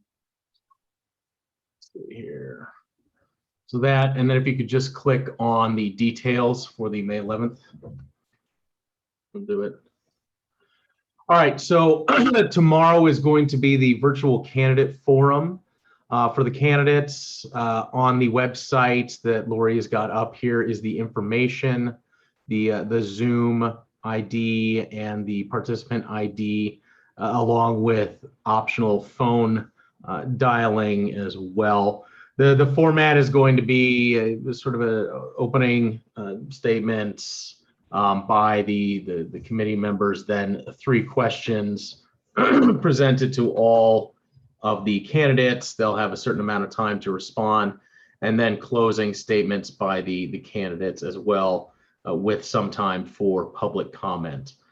So if you have any interest in that, make sure to sign up tomorrow on Zoom, starting at 6:30 p.m. Lori, if you could go back now. And then up to the election information page there, click for details. All right, if you've not seen this already, please make sure to check the website for information on how to get your ballot and how to send the ballot in. There are 3 ways to request a ballot. You can do it online now at the hyperlink right there under the second bullet point. You can download and print a ballot application, which must be completed and returned via mail to receive a ballot. If you do choose that option, please make sure to do so relatively quickly, as we're coming up here on the voting dates.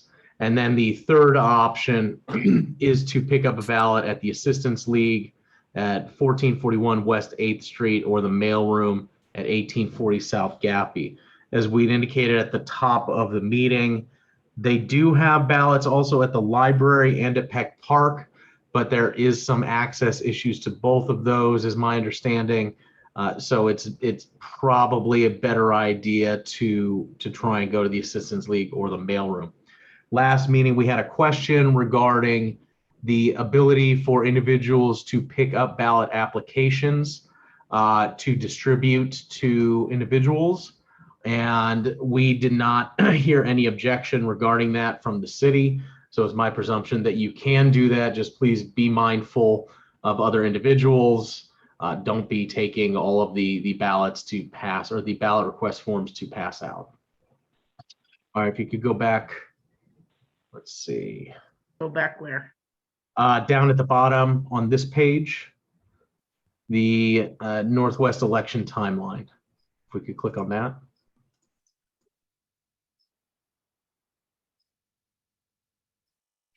All right, into May, the next date that everyone should be mindful of is when the ballot mailing period begins. That starts on May 17th, 2021. Don't send in your ballots before that time. And then the biggest date after that is the vote by mail application period ending on June 8th, 2021. If you do not have, or if you, I believe it's if you have not, if the city has not received your ballot by June 8th, 2021 via the mail, I believe it does not count. That was the information that's been given. So you have to make sure that your ballot does get in there by June 8th, 2021, so that they are able to count that. Now you can, yes. That's not correct. I'm sorry. Right. It's the Fine, vote if there by was- mail registration application that has to be mailed by June 8th. Ballots received by June 18th. Yeah, it's not the Oh, ballot excuse me, itself. I'm misreading it. Okay. Sorry, then I take that back. You have to send in your application by June 8th. It has to be received by then in order to get a ballot.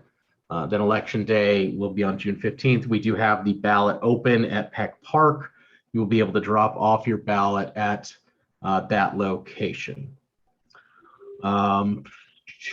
Yeah, okay, sorry, my mistake. At the bottom, ballots have to be postmarked by election day, June 15th, and received within 3 business days. So, you know, if you have any doubt about the mail, make sure to get it in earlier. So that's pretty much it. Make sure to go to the website to check on any of those dates.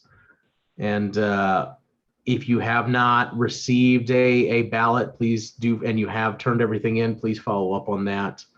I don't know, do we have a link where we can request information if a ballot has not been received? I think we do, but first let me clarify, they changed the date on the deadline to receive postmarked ballots because of snail mail. And Okay. so they now. Well, then we're gonna have to change that section right there there. at the It second. is. No, I know, but at the second, that if you look at the bottom, it says ballots must be postmarked by election day and received within 3 Okay, business days. they just keep making changes. Okay, what did you want to see now? Do we have a sort of help link for where anybody can, if they've mailed in or if they've requested a ballot and haven't received one, where they can inquire? I believe there is, and it's on the city clerk's site. Which is Diana still with us? I know I saw it on, maybe it's in the vote by mail FAQs. Lori? Yes. And that same site that he's in. Well, there's hang on one for second, Cynthia. Hang on. Okay, so here's the vote by mail FAQs. Okay, what should you do if you submit? Okay, Cynthia, I got it. Thank you. What should you do if you submit a vote by mail application but did not receive a ballot? And there's the links right there. So it's under the FAQ. All right, so again, I realize that this situation isn't ideal. However, when we are dealing with city or government in general, there isn't a lot of leeway to change if conditions change. So this has all been put in place when the pandemic was pretty much full blown. And of course, the government sites are still going to be hesitant to reopen. So, you know, the neighborhood council, this is the city is running the elections. We do not have any ability to change anything in it.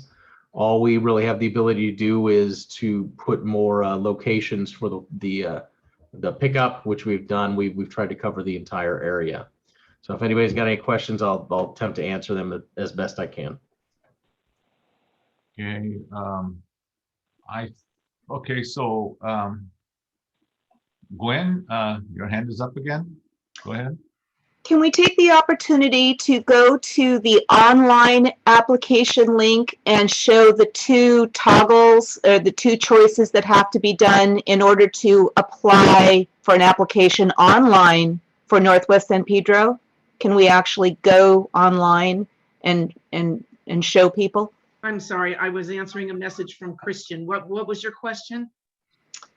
Could we take the opportunity now to actually physically go to the online application site and show the two choices that have to be made by someone who wants to submit an online application online? You have to go back again? Yeah.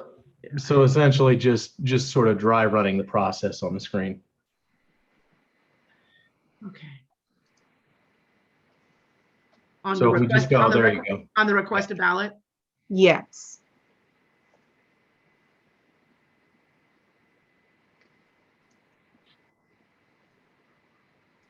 Which one do you want me to go to, Braun?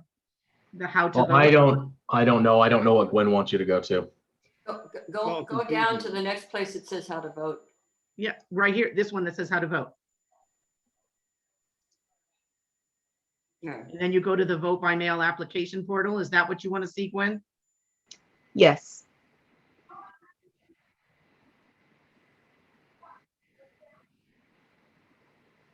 Okay, so at this point, just so you know, if you're a candidate, even though you already have a login as a candidate, you have to create a new account, okay, for the ballot application. And then anybody else would too.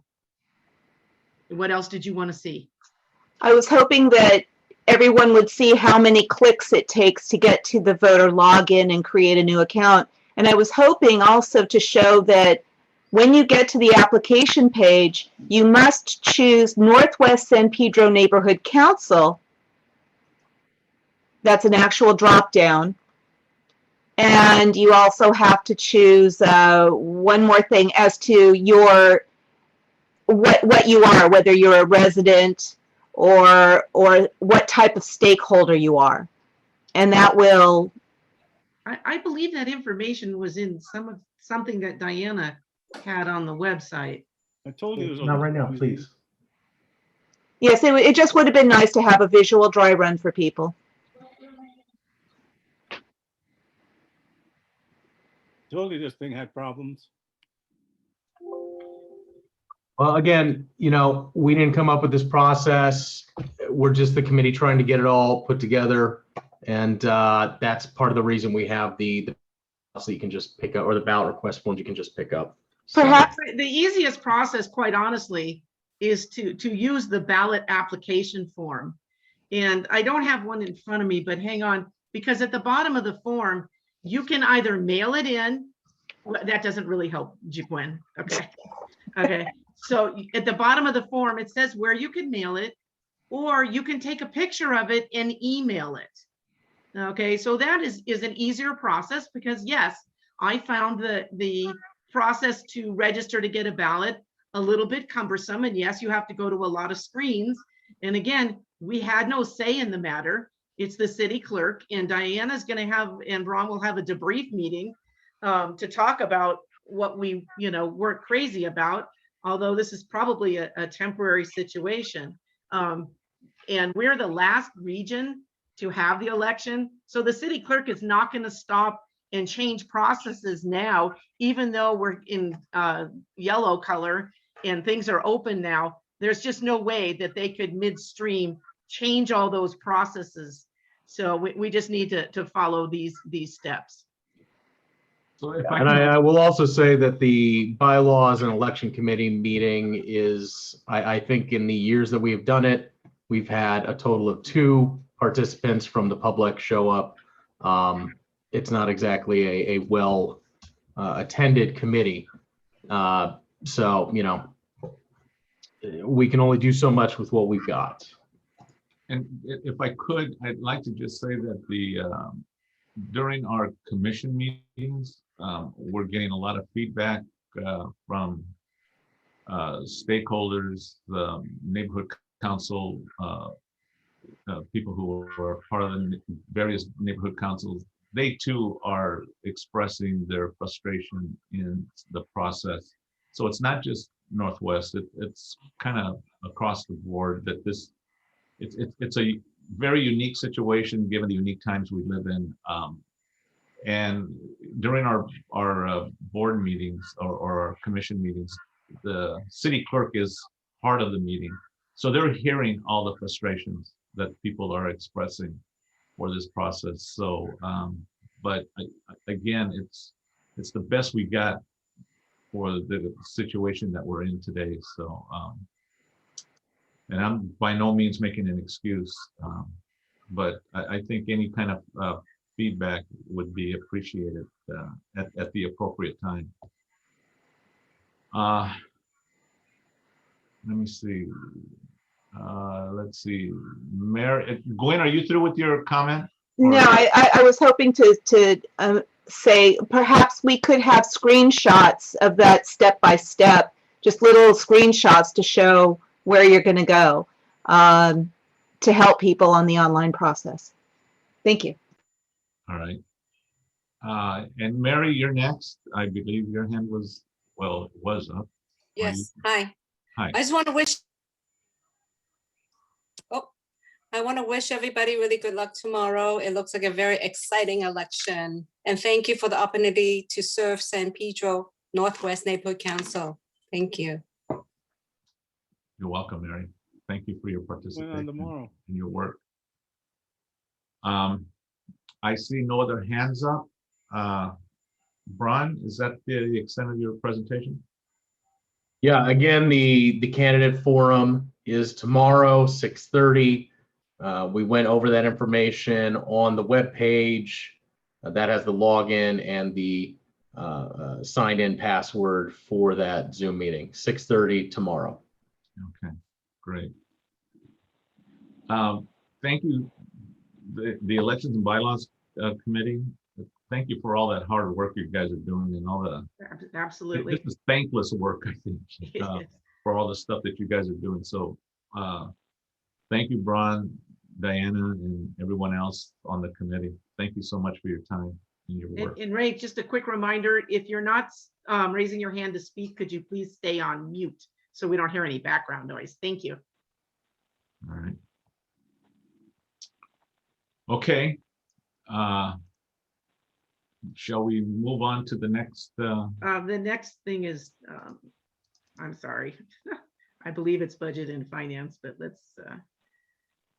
Yes, budget and finance. Budget and finance. Okay, so now I need to go. Sorry. Which one do you want me to put first? Or I'll just go to your report. Attached, so the whole report. So I just scroll down past the report and there'll be the MER and then the. That's the budget advocate report you pushed. Well, I knew that. Okay. I knew you knew that. Sorry. This thing is a pain in the you know what. Okay. It doesn't let me go back. I have to go back in. Okay, so which one is it? It's budget And finance minutes. Ah, thank you. Let's try this. Thank you for your patience, everybody.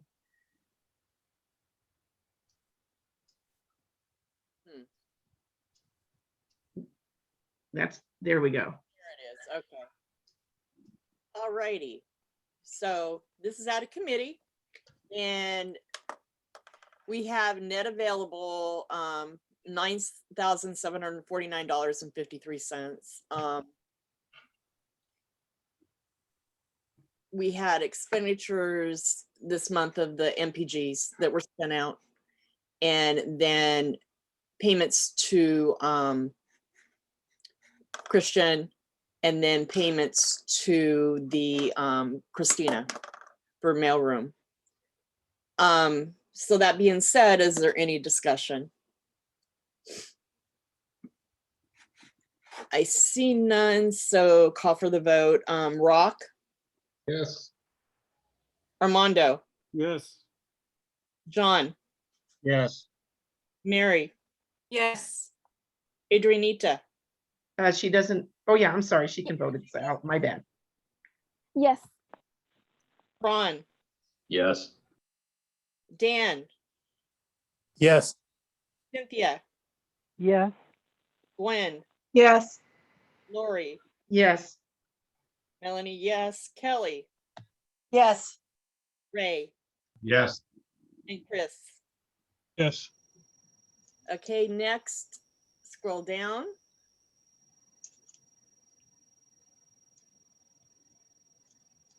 And the budget. So the budget shows $9,749.53 left. Outreach has $4,576.29 left in outreach. It looks like when everything's said and done, because we've got a couple months and minutes still to pay for, and we've got for Christina a couple months to pay for still, we're going to end up probably rolling over between $7,000 and $8,000 into our next year's budget. So that'll be good to add to the 32. And hopefully we can do in-person events. So, but this is out of committee. So any discussion? Okay, so call for the vote. Rock? Yeah. Armando? Yes. John? Yes. Mary? Yes. Adrianita? Yes. Ron? Yes, yes. Dan? Yes. Cynthia? Yes. Gwen? Yes. Lori? Yes. Melanie? Yes. Kelly? Yes. Ray? Yes. And Christian? Yes. And that's it. Thank you, everyone. Okay, thank you. Lori, I think, do you see that arrow within the, Yes, I understand, Gwen, no, not that one. Never mind. but I'm gonna go to Diana's. It's planning and land use, Ray. Okay. Was there something? I'm sorry, there was community issues first. Okay. Community issues, Dan? Very briefly, yes. The current status on the fuel supply point depot on Gaffey Street is that, and I'm not sure if I reported this last time, I think it was just to the committee, that one bidder has been accepted by the Navy for the property on Gaffey Street. Negotiations are going on. We are not privy to any of those negotiations until they are concluded. That's the Navy way. Public Information Office has told me that we might expect some further information in a month or two. That would be late this month to late June. I will keep in touch with them regularly, but there is nothing at this time to report. The proposed marijuana dispensary on Gaffey Street, our committee's continuing to look at it from the standpoint of anything that we might have any influence over. Since it's a city authorized business, we have very little influence over it at all. They seem to fall within most of the guidelines, which we would expect them to in terms of distances from certain institutions and that sort of thing. We want to look at a couple of issues, but we're also reading the city instruction sheet about how dispensaries are dealt with. So we're continuing to talk about that in our committee. I have written a letter to the port, which I shared with the committee, requesting that the port undertake the creation of a train quiet zone throughout the port. This would be spending money to add additional signal arms at intersections that interface with the port and railroad tracks that would permit trains to travel silently through these intersections. It's been done. There are a lot of them throughout the country. It's a long process, and it really has to go through the manager or owner of the property involved, in this case, the Port of Los Angeles. So we're beefing up the letter and editing it, and our committee will look at it again, and we hope to present it to the board next month for your hoped for approval. And I think Victor, either in public comment or now, if he wishes, is, as far as I'm concerned, is welcome to comment on the mural at the Christensen Science Center, which is still under discussion. And Vic, I don't want to put you on the spot, but if you have anything to report on that, now might be a good time. Well, do Thank we you. want to do it now or wait till the ad hoc committee part? Oh, okay, ad hoc committee, if it's on the agenda, yes, Vic, wait for that. We do want to observe the niceties, as they say. That's it for now, thank you. Okay, we do have a hand up and, oh, by surprise, Gwen has her hand up. Yes or no, quick yes or no question. Is there a limit to how many marijuana dispensaries can go into to any square mile? Because they are popping Yes. up like crazy. Yes, there are all sorts of limits. In fact, the city and county, I want to say, shut down a bunch of them in a wave of closures a few years ago because there were simply too many and they weren't allowed. The city has a specified number per square mile, square census tract, whatever the formula is. That's part of what we're looking at in the rules. This place, though we might feel like there are a lot of them close by, it appears to fall within the framework of the area allotment.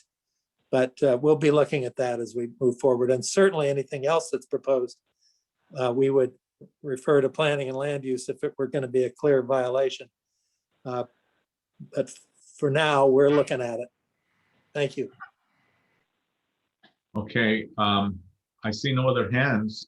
So, Dan, thank you very much for the report. Appreciate it. Thank you. Planning and land use, it looks like we're ready to go. Okay, thank you. Good evening. Our first item tonight involves Ponte Vista again. As you're aware, Ponte Vista is being developed in accordance with a specific plan that was approved by the city in 2014. That plan divided it into 7 sub-areas, 6 areas for housing and 1 area that encompassed the recreational and open space areas. I've previously shared with this council the proposed plans for sub-areas 1, 2, and 3. Sub-area 1, D.H. Horton is under construction now. These are the largest of the single-family homes, and they have started construction on 33 of them. They think that the first residents will move in about 1 week, which would be any day now. So watch for that. KB Homes is constructing the homes in sub-areas 2 and 3. They have pulled permits for the models in sub-area 2 and hope to have the models completed this summer so they could start showing them. They are nearing the completion of the models in sub-area 3, and those should be available to start showing soon. They anticipate that sub-area 3, the first families to move in, will probably be in the 4th quarter of this year. So at our last planning committee meeting, we reviewed the plans for sub-area 5, which is being developed by Kayla Morrison, and that's what you see on the screen in front of you. They're proposing to build 131 attached 3-story condominium townhouses that are, they've got 3 different floor plans and 3 different styles. These are 3-story, 31 feet high, with a width of 21 feet each. The homes would range from 1,688 square feet to 1,870 square feet, and they would all have 2-car garages. It's kind of a unique design because the townhouses are only connected by that little kind of low wall that you see between them. So it gives the feeling of being single-family homes, but by code, it is there are townhouse condominiums, which has different code requirements. They've put wandering pathways between the buildings, and they've created 3 small open spaces, kind of like pocket parks. They estimate that the starting price will be $920,000, and they hope to be able to start construction of the model homes in June.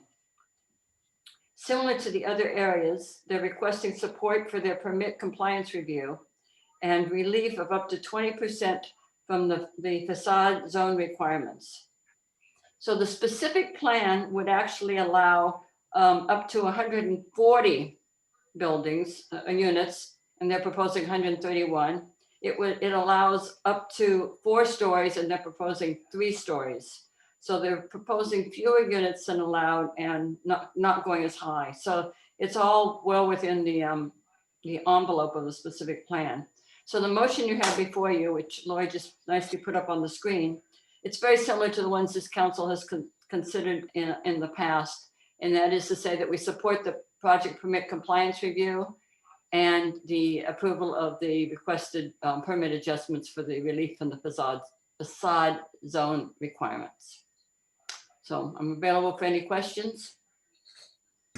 Okay, you said it's out of committee, I think I heard you say, right? Yes. Okay, so discussion part now. So I see Melanie's hand and then Dan's hand. So Melanie, go ahead, and then Dan.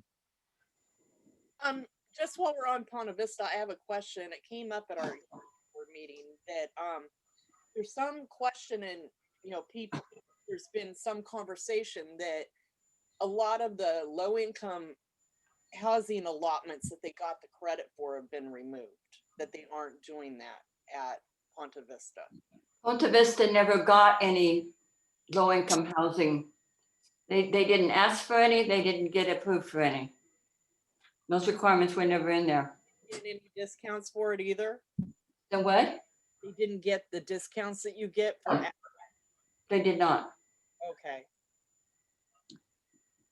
Dan, you're up. Hi, Diana. The motion indicates 131 townhomes and 41 buildings. So a building is what you just showed us, roughly 3 Correct. this individual appearing units with connecting walkways or walls. Connecting walls, yes. Wow, so interesting. It's a fine point, but it makes a big difference, of course. Just a point of interest for people, 131 is very, very close to the number of homes in Harbor Highlands down by Gaffey Street. And so that gives you an idea of what they will look like. The lots may be slightly, and I mean by a foot or two wider, maybe, but these will be 4 stories high. No, Although I these will be gathered- 3. These will be 3 stories high. I'm sorry, 3 stories high. Apologies. And I gather, Diana, is this area, as far as you know, is this area lower down on the main property? I believe so, but if you want to go back to the slides, we can look and see I can show you which area it is. Oh, But that's Diane, okay. It is down a little bit from the front of Western. It is down a little bit. Okay, I don't want to slow things down. It's just part of our dream about this was not to have really tall buildings sticking out of the property, and it appears that's what they're leaning towards. So Well, thank you. They're really not. They're really not. Okay, Well, the Got it. fact that they're making them only 3-story when they would be allowed 4 under the plan we were quite pleased to see. indeed. Thank you, Diana. Okay, I see no other hands at this time, so I guess we could, if you're okay with it, we can go for the vote for the motion. Dana? Yeah. Okay. Christian, will you take the vote count, please, for the motion?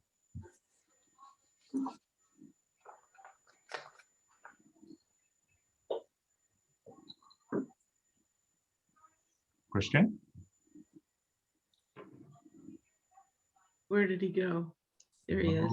Okay, there. Sorry, he had to go out and come back in. So try now, Christian. Hello, can you hear me, Mr. Chair? Yes. Okay. Okay. Rock Ashfield. Yes. Yes. Armando. Yes. John B. Yes. Mary. Yes. Adrianita. Yes. Braun. Yes. Dan. Yes. Cynthia. Yes. Gwen. Yes. Laurie. Yes. Melanie. Yes. Kelly, Yes. Alec, Yes. Ray, Yes. Chris. Yes. All righty, carries unanimously. Thank you, Christian. Next, The next item relates to Peck Park. You may recall that this board sent a letter to the Recreation and Parks Department with concerns about the Peck Park Canyon. After that, we got a reply from the acting regional superintendent of our region. And the letter, she expressed her willingness to discuss and work further with us on these issues. So we followed up. She attended our planning committee meeting and subsequently walked through the canyon with us. Two of our biggest concerns have been addressed. The rustic fencing, which was left from the old Hernandez Ranch, has been totally removed, which makes for a very different feel in that part of the canyon. And many of the trails have now been repaired. Although the repairs, if they don't go back and put in new diverters, it'll be a temporary repair. So we talked with her about ways to address the other issues, showed her the kind of diverters that were needed. And we also talked with her about the possibility of bringing the goats back. She would really like to bring the goats back, but the upper management has vetoed the idea. So we'll just keep having to keep pressing on that. We learned, though, that one of the challenges for the department is that they lost 140 positions due to COVID. During COVID, that was people who retired during that time. And so they lost the positions, and they're asking as a part of the 21-22 city budget that those positions be restored. So the committee is recommending, and if you could put up the next motion, Lori. Oh, there it is. I'm sorry, that one. The committee is recommending there's a simple motion requesting that the staffing level be maintained at the pre-COVID levels in the 21-22 city budget. This would be, we would do this as a CIS now that we know the council file number, as well as sending it directly to the budget committee members and to Joe. So you can see the motion on the board. What is the council file number? 21-0600. Oh, it's the budget. Okay. Yeah. That's the budget. Okay, got it. okay, again, coming out of committee, any questions for discussion? Okay, I see no hands up. Christian, would you take the vote count, please? Yes, Mr. Chair. Can you hear me? I can hear you. Rock, Yes. Armando, Yes. John B, Yes. Mary, Yes. Adrianita, Yes. Braun, Yes. Dan,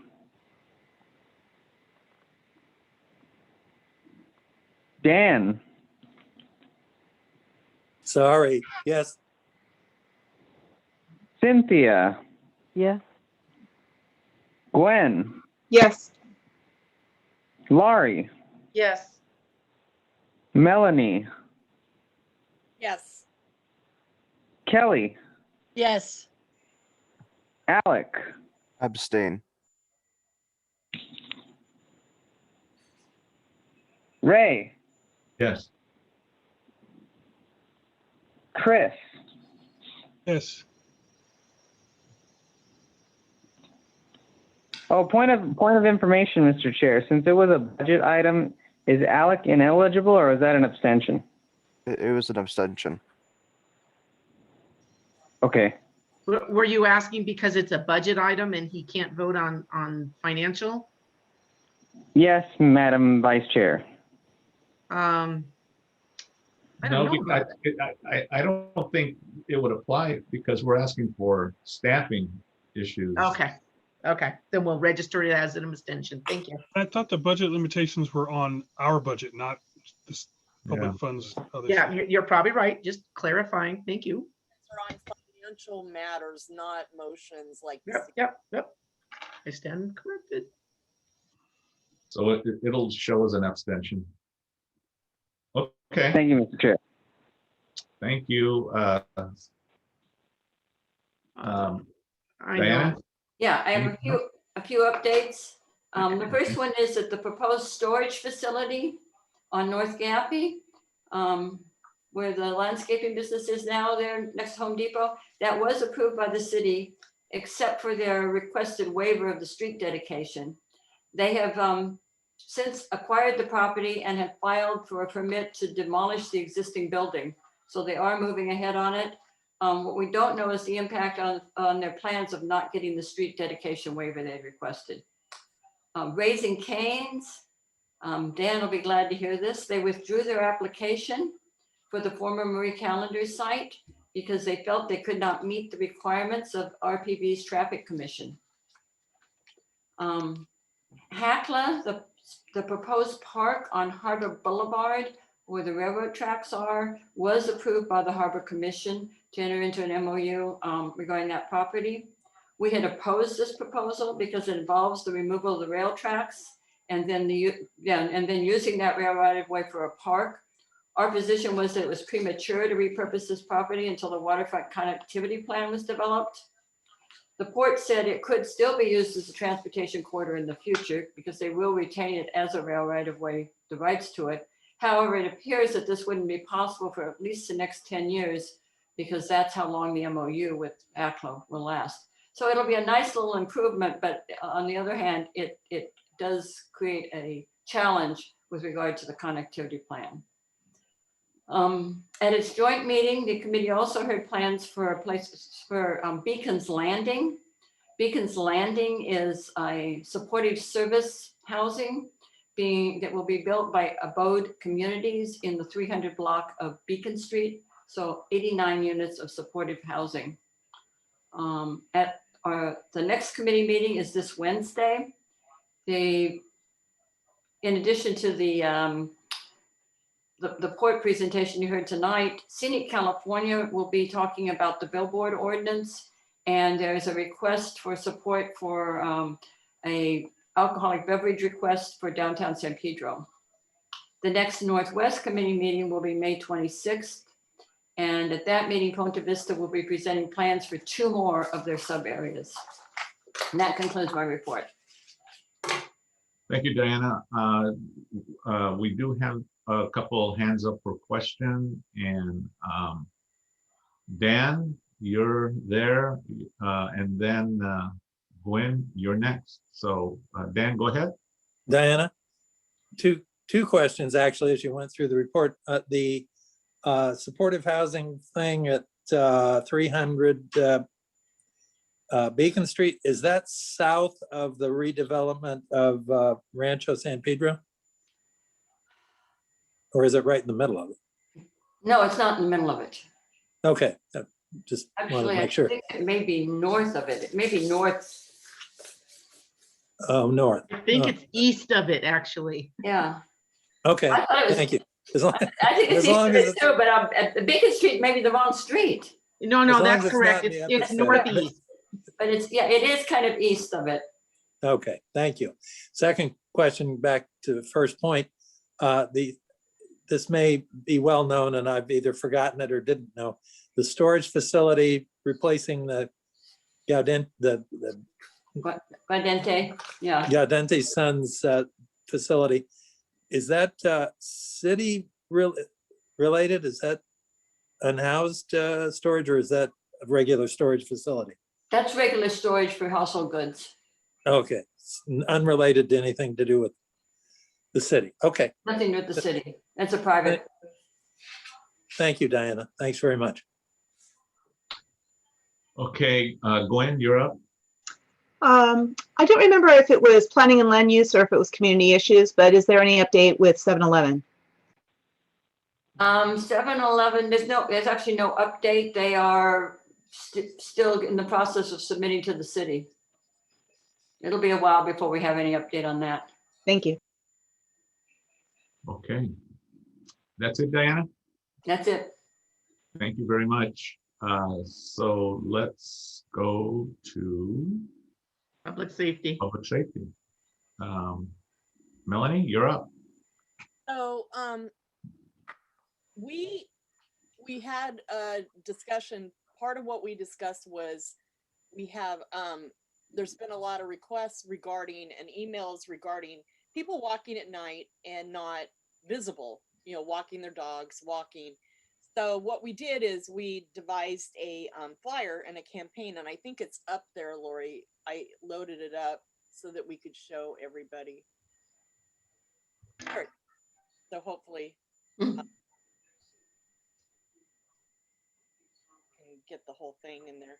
But it's be seen, be safe, be bright, you know, and try and get people to wear bright clothing when they're out walking so that they're seen and it's not, they don't blend into the dark. That way, for safety reasons, people don't get hit in the crosswalks or whatever at night and people can be seen. And then the other thing we discussed was that there's been a lot of aggressive dogs that have been, there's been bites of people in the park, children. There's been aggressive dogs running leashless, and Highlands Park is not a dog park at all. And there's signs up that say that they're supposed to be leashed, but there's no enforcement, I mean, for anything. And there's definitely not for dogs when they're running around. And so trying to come up with a resolvement of how to address it.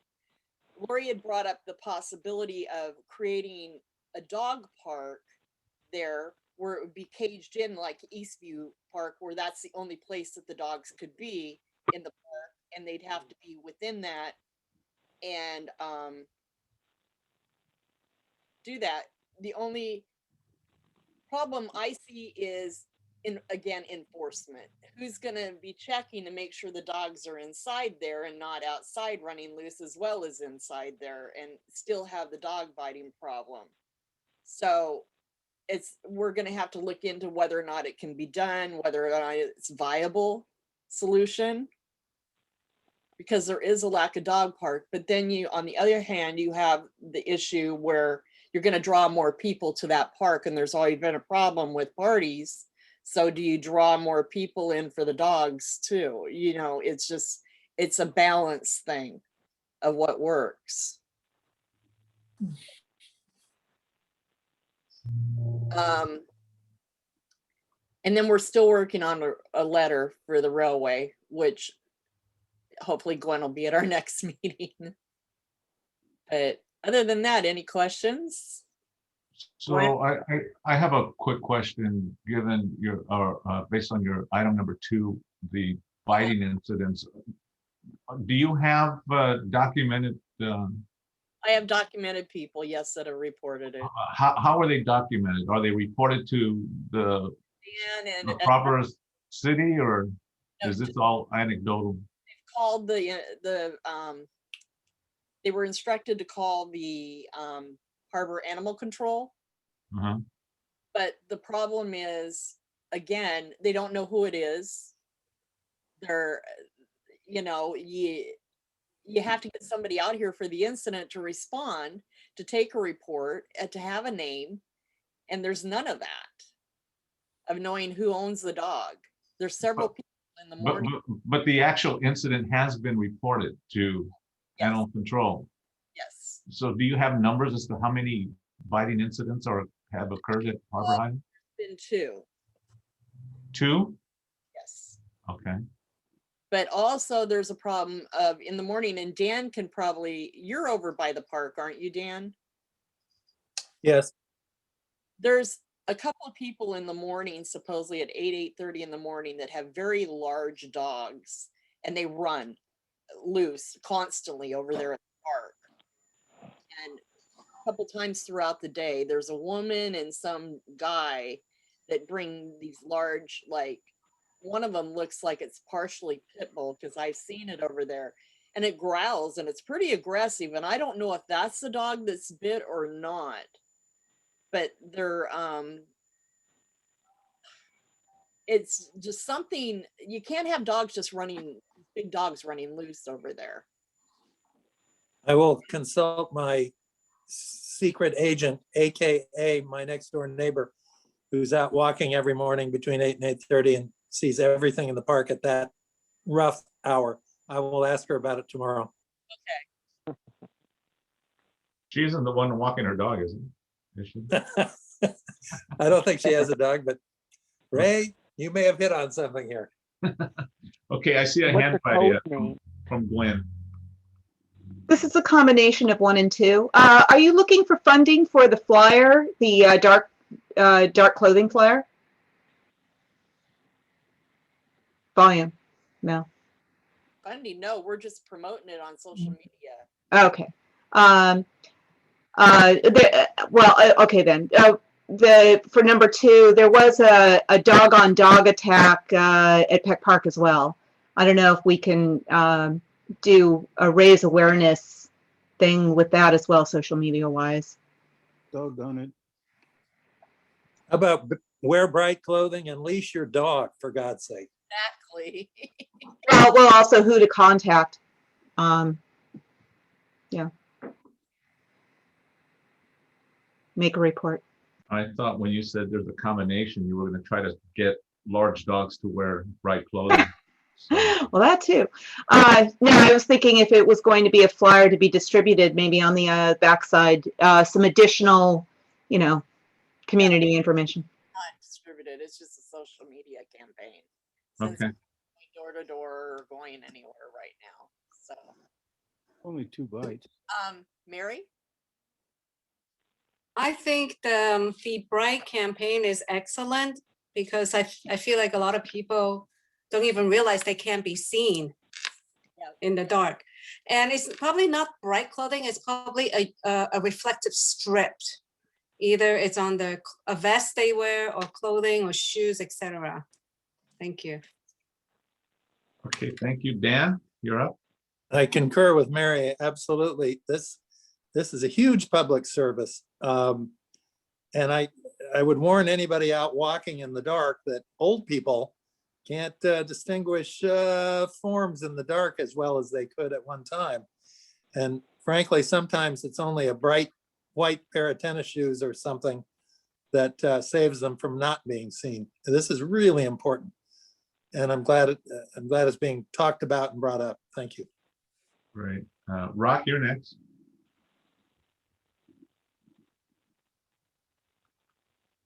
Yeah, no, I concur. Dan, don't talk about old people like that. You just have to include yours. No, I want to say this bright thing is probably the best thing we've ever done. And I've only been here just under 2 years, but this is great. I rolled down to the gym in downtown San Pedro at 5:30. There are people out there walking. I can't actually see them. So this is a great thing for us to do. Congratulations on getting this going.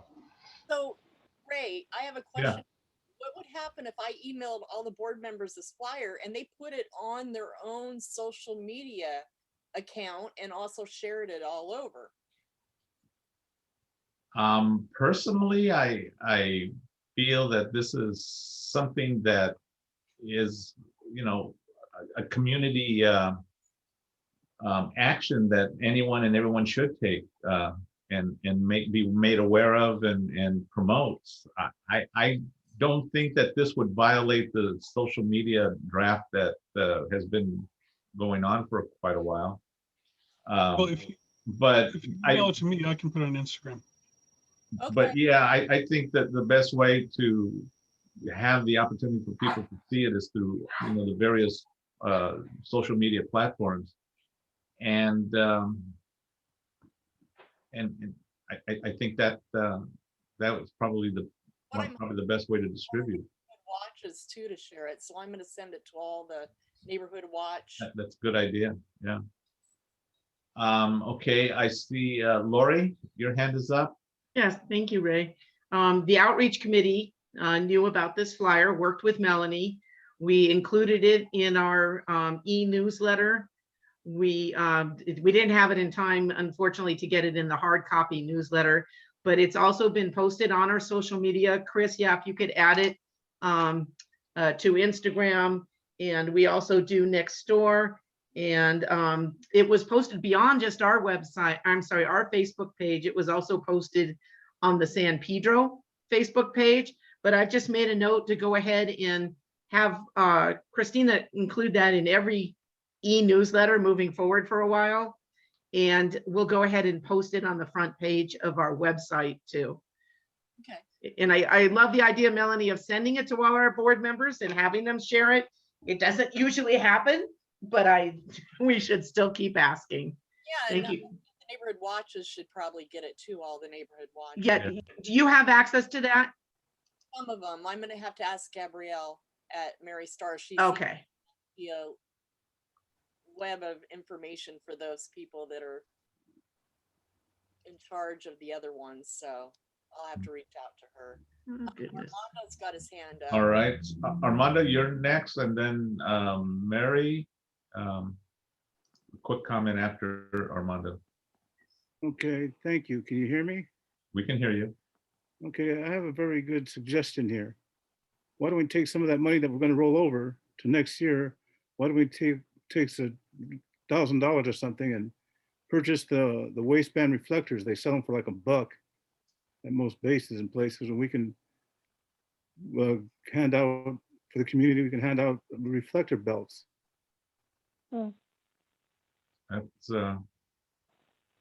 It sounds like a good creative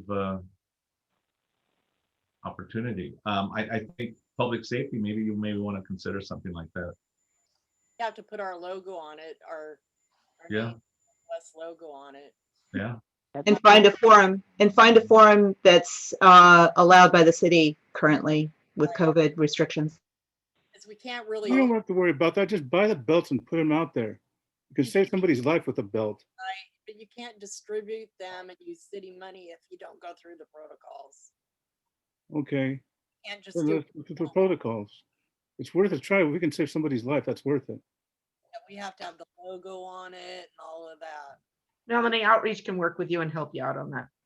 Already. Good idea.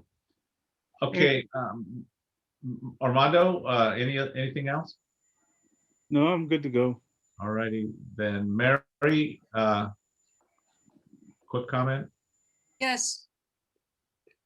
I just thought that the reflective tape would be very good idea to put it on so that people understand it's not just wearing light or bright colors. Because I studied fashion for a long time. So I wanted you to have that information. Thank you. Thank you. Okay, I see no other hands up. Melanie, is that the extent of the report? I'm sorry. Melanie, that's your report?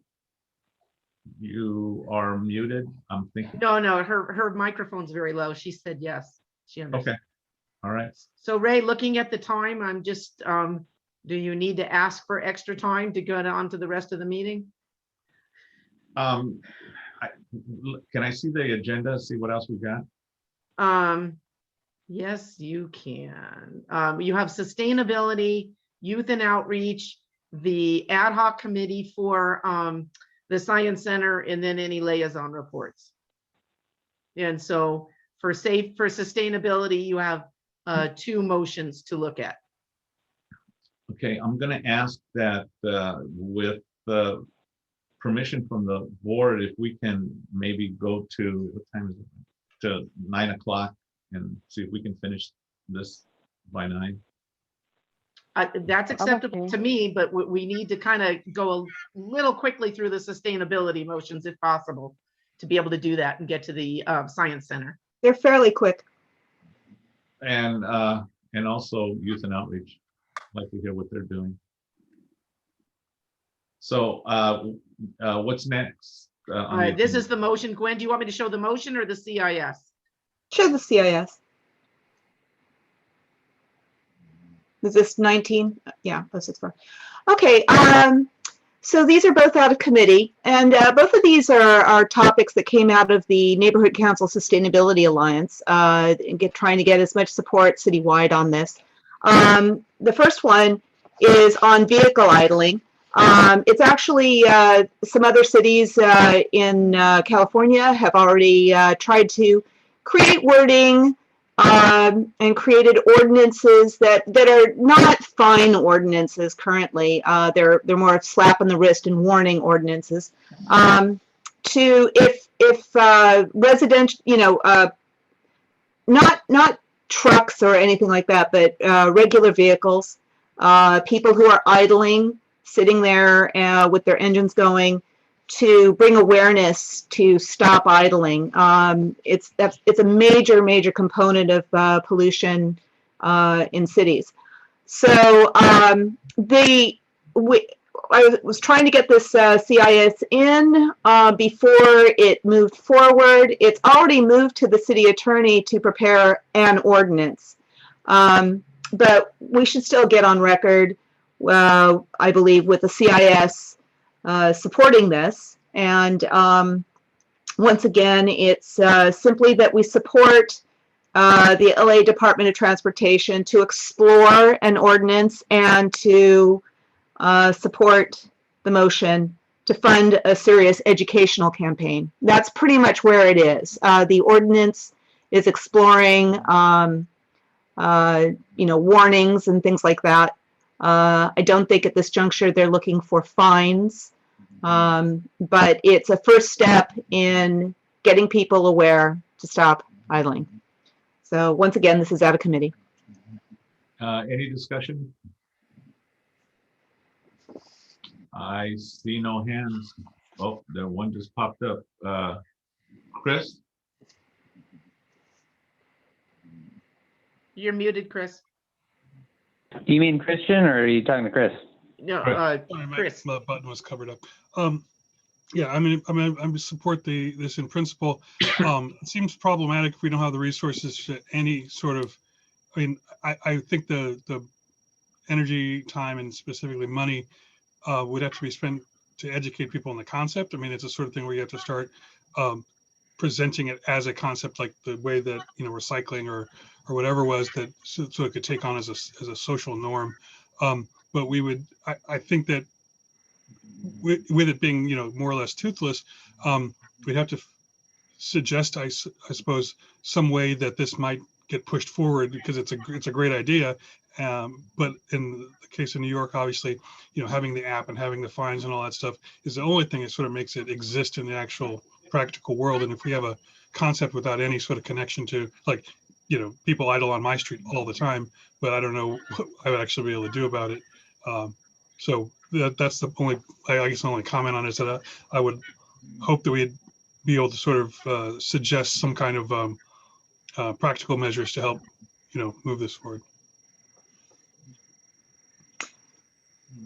Well, as it's moved to the city attorney, they're already in the process, or it's been moved to the city attorney to prepare some type of ordinance.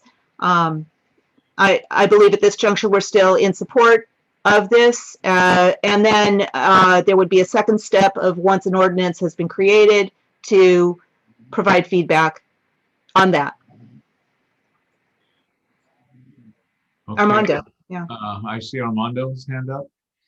I see this as being an intrusion on people's rights to be able to just freely sit in their car and do what they want. I can see this leading to some sort of problem where they're going to say people in minority regions are going to be picked on because their cars are not as new as the newer cars that are in the upper income areas. I can just see a problem arising out of this. It's a waste of money right now.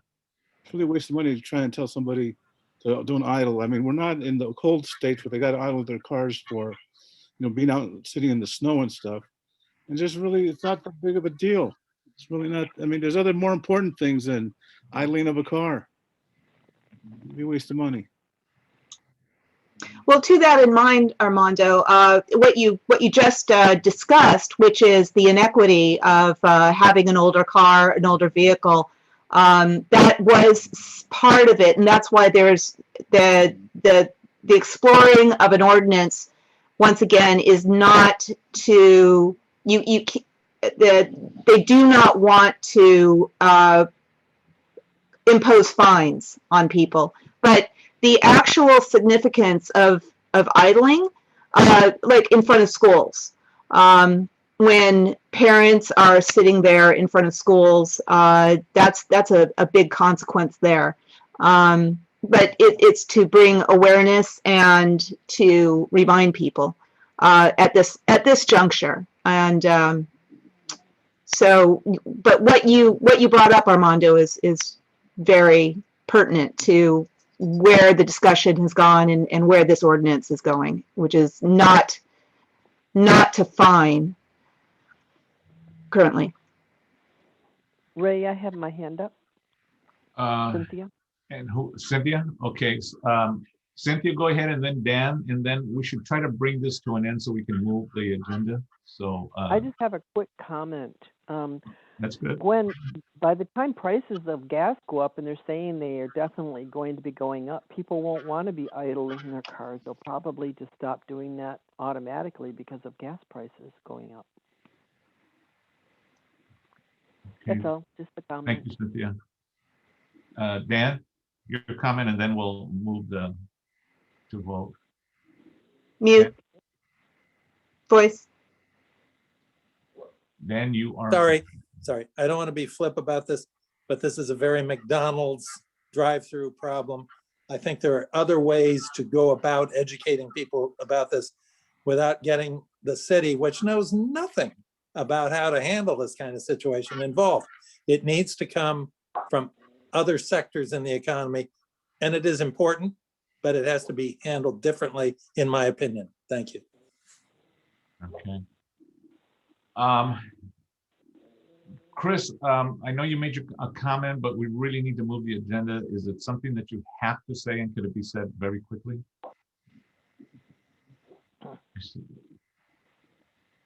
Chris? You're still on mute. I guess I just didn't, my hand was only up from before. I didn't raise it again. All righty. Sorry. Okay. If, with your permission, Gwen, can we call for the vote? Good to go. Okay. Christian, call, please take the vote count.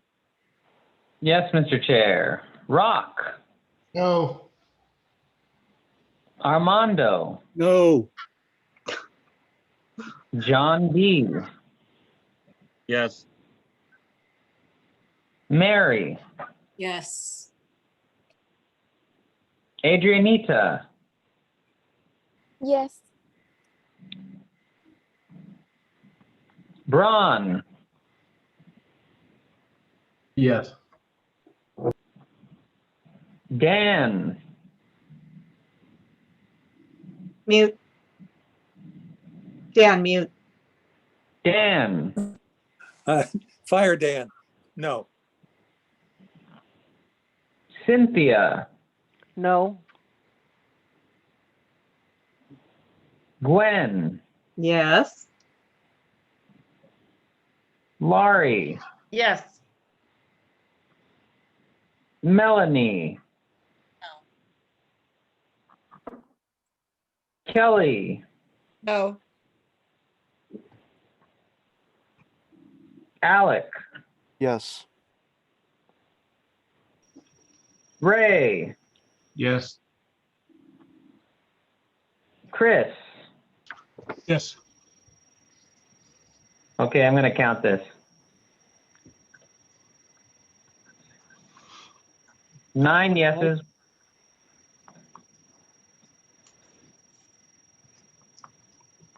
Okay, I got 9 yeses and 6 no's, so the item passes. Okay. Thank you. Gwen? The next one, again, through the NCSA. This is one that when we talk about greenhouse gases, the gasoline-powered lawn equipment is, we're dealing with the port, and all of that ZE equipment coming through the port, but our parks are still working with a lot of gas-powered equipment. And it is a significant thing for the city to transition to zero-emission lawn equipment. There are other cities that have done it. South Pasadena, in fact, is a star case in transitioning over to zero emission.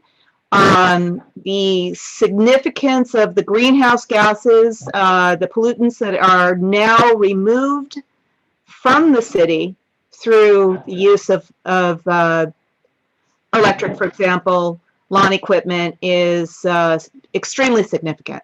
And they're, anyway, this CIS is to give the Department of Recs and Parks an opportunity to come up with a plan, including doing an inventory of the gas and diesel powered equipment, and that would inform for a transition to zero emission alternatives and to change that over.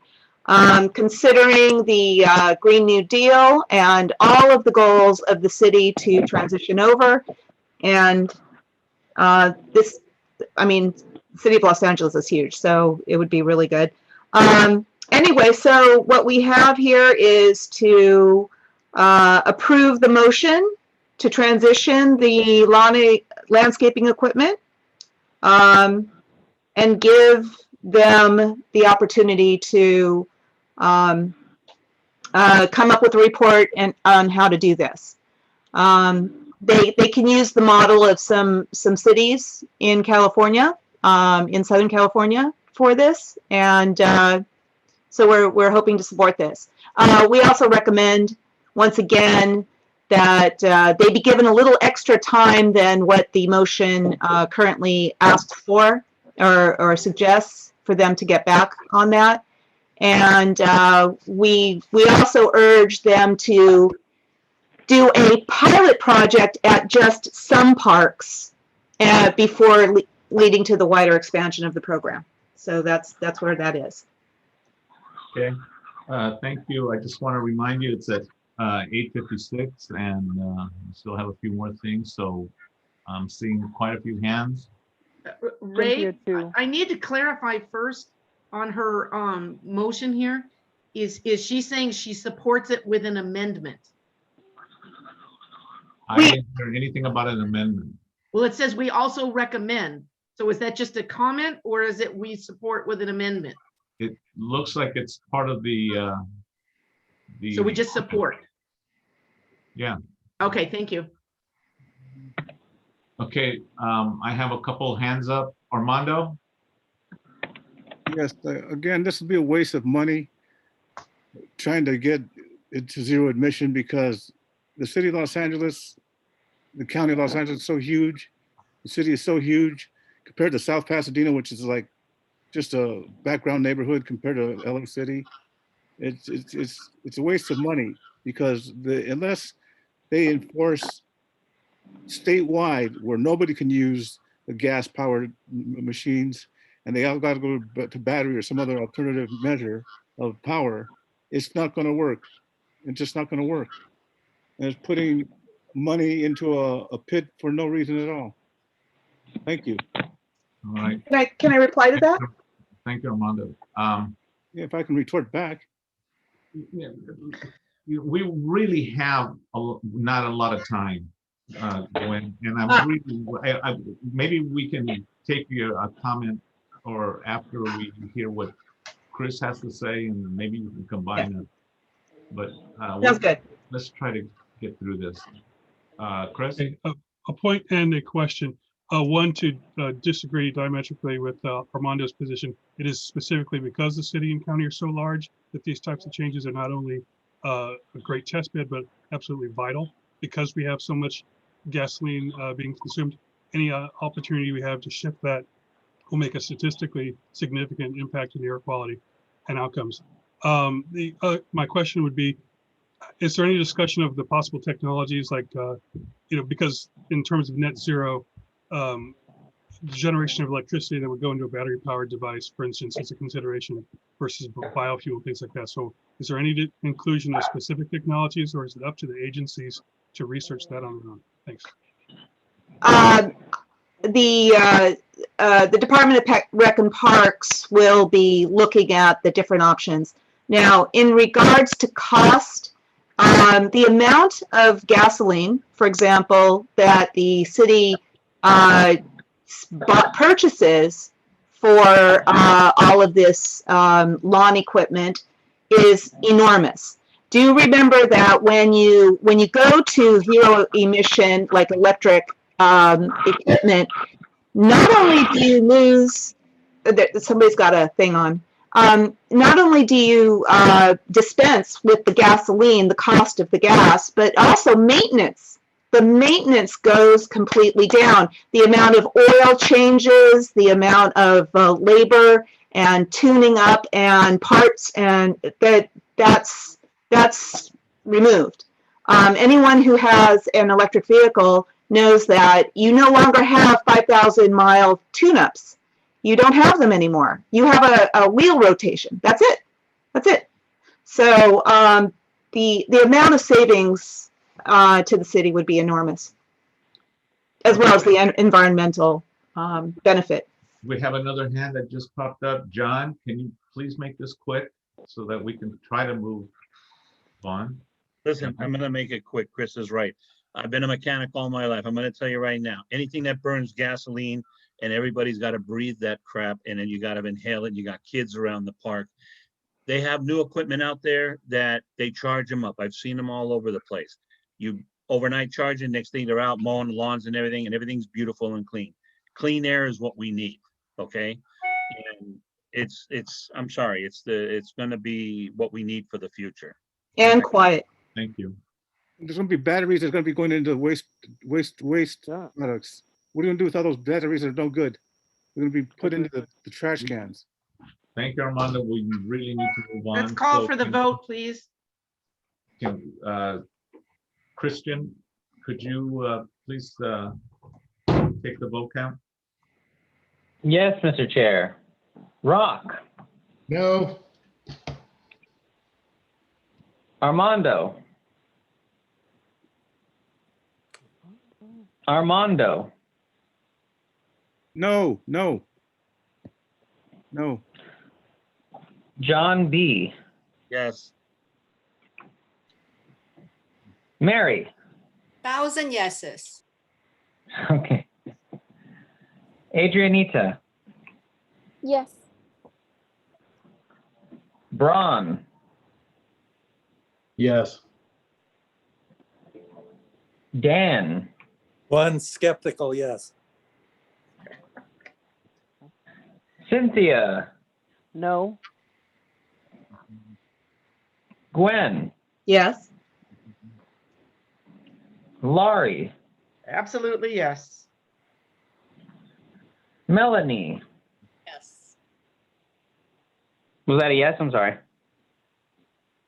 Yes. Okay, thank you. Kelly. Yes. Alec. Yes. Ray. Yes. Chris. Yes. Motion passes, Christian. Yeah, there's 3 no's. Yeah, 3 no's and the rest yeses. Thank you all. Okay. 9:03. I really would like to finish up the agenda. So if I don't hear anyone really complaining, I'm sorry. Can we just finish the agenda? And I think youth and outreach is next, right? Okay, I'll go quickly. First of all, I want to announce that we got acknowledgement from the LAUSD superintendent or board district, I forgot who, that they will not be opening the KIPP charter school in San Pedro. And they've invited us to come to the table to talk with them, to give them input on charter schools for the future. So more to be revealed on that. A few weeks ago, we held the virtual Pathways to Employment event, which was pretty darn successful considering we had about 75 students there. You can read there 7 workshops. Some of you, if you got your newsletter, you read about what happened in the newsletter about that. Those are the only things that I really need to mention now. Ray, you can move on. Okay, great. Thank you. What do we have next? You can skip the homeless liaison report. People can, there's a new data tracking system and a housing infrastructure act. And these are, you can read these at your leisure. How's that? Okay, thank you. Can't go any faster than that, Ray. Okay. And next would be the, we missed the ad hoc for the Science Center. That's the only thing. Vic, would you like to say a few words quickly for the ad hoc? Sure. At last month's meeting, I said that we had received the preliminary sketches from the artist, but hadn't had a meeting to discuss them. Unfortunately, that is still the case. Just a few emails went back and forth. We still haven't had a meeting. And yet LAUSD still decreed the quote unquote winning design. So I guess we're gonna be stuck with whatever we get. I still think we should have a meeting to give more feedback, verbally live, but that's not the way LAUSD thinks apparently. The artist a few meetings back had said that from the time that a design was chosen, she would have some painted samples, and I'm not sure exactly what that means, within 3 weeks. We were told of the design that had been chosen on April 22nd. 3 weeks is this coming Thursday, May 13th. We've still heard nothing about any type of meeting being set up or anything like that to go over the painted samples. So, as usual, we're waiting for LAUSD to do something and not holding our breath. At least I'm not. That's all I have. Okay, thank you. Chris, do you have anything to add to the ad hoc committee? No, that was basically the same as, I don't think we had any discussion of any other functionality with the site. Oh, okay. And Ray, we kind of skipped over Bonk and Hank, if you want to add anything. Well, really quickly, I'll just say that on the Bonk side, emphasis on that particular meeting was still the comments that we're getting from the community regarding the social media policy draft. We're still getting a lot of opposition on various levels. However, Raquel, the general manager, indicated that there are various options that we could take, in our vote when we eventually vote on this issue. So we took no action, but public comment, please feel free to continue to provide it. And quickly, Hank, I'll just say that there is discussion regarding what Hank could look like in the future. That's probably the biggest thing. Not that there's anything wrong with Hank right now, but it seems like Hank could have kind of like a redo, if you will. And we're going to be having some conversation about that and think about what that could look like, to be more efficient and effective for Hank. And that's what I'll say about that at this particular point. The other reports, I'm going to just say, let's, the liaison reports, I'd like to just skip, and also agenda item number 10, in the essence of time, we must go. So I'd like to get a motion to adjourn because of the time. I motion that. And who was that? Gwendolyn Henry. Okay, and Lori seconds it. Lori seconds. I'm seeing no discussion. All in favor? Aye. Aye. Aye. I have a Okay. question.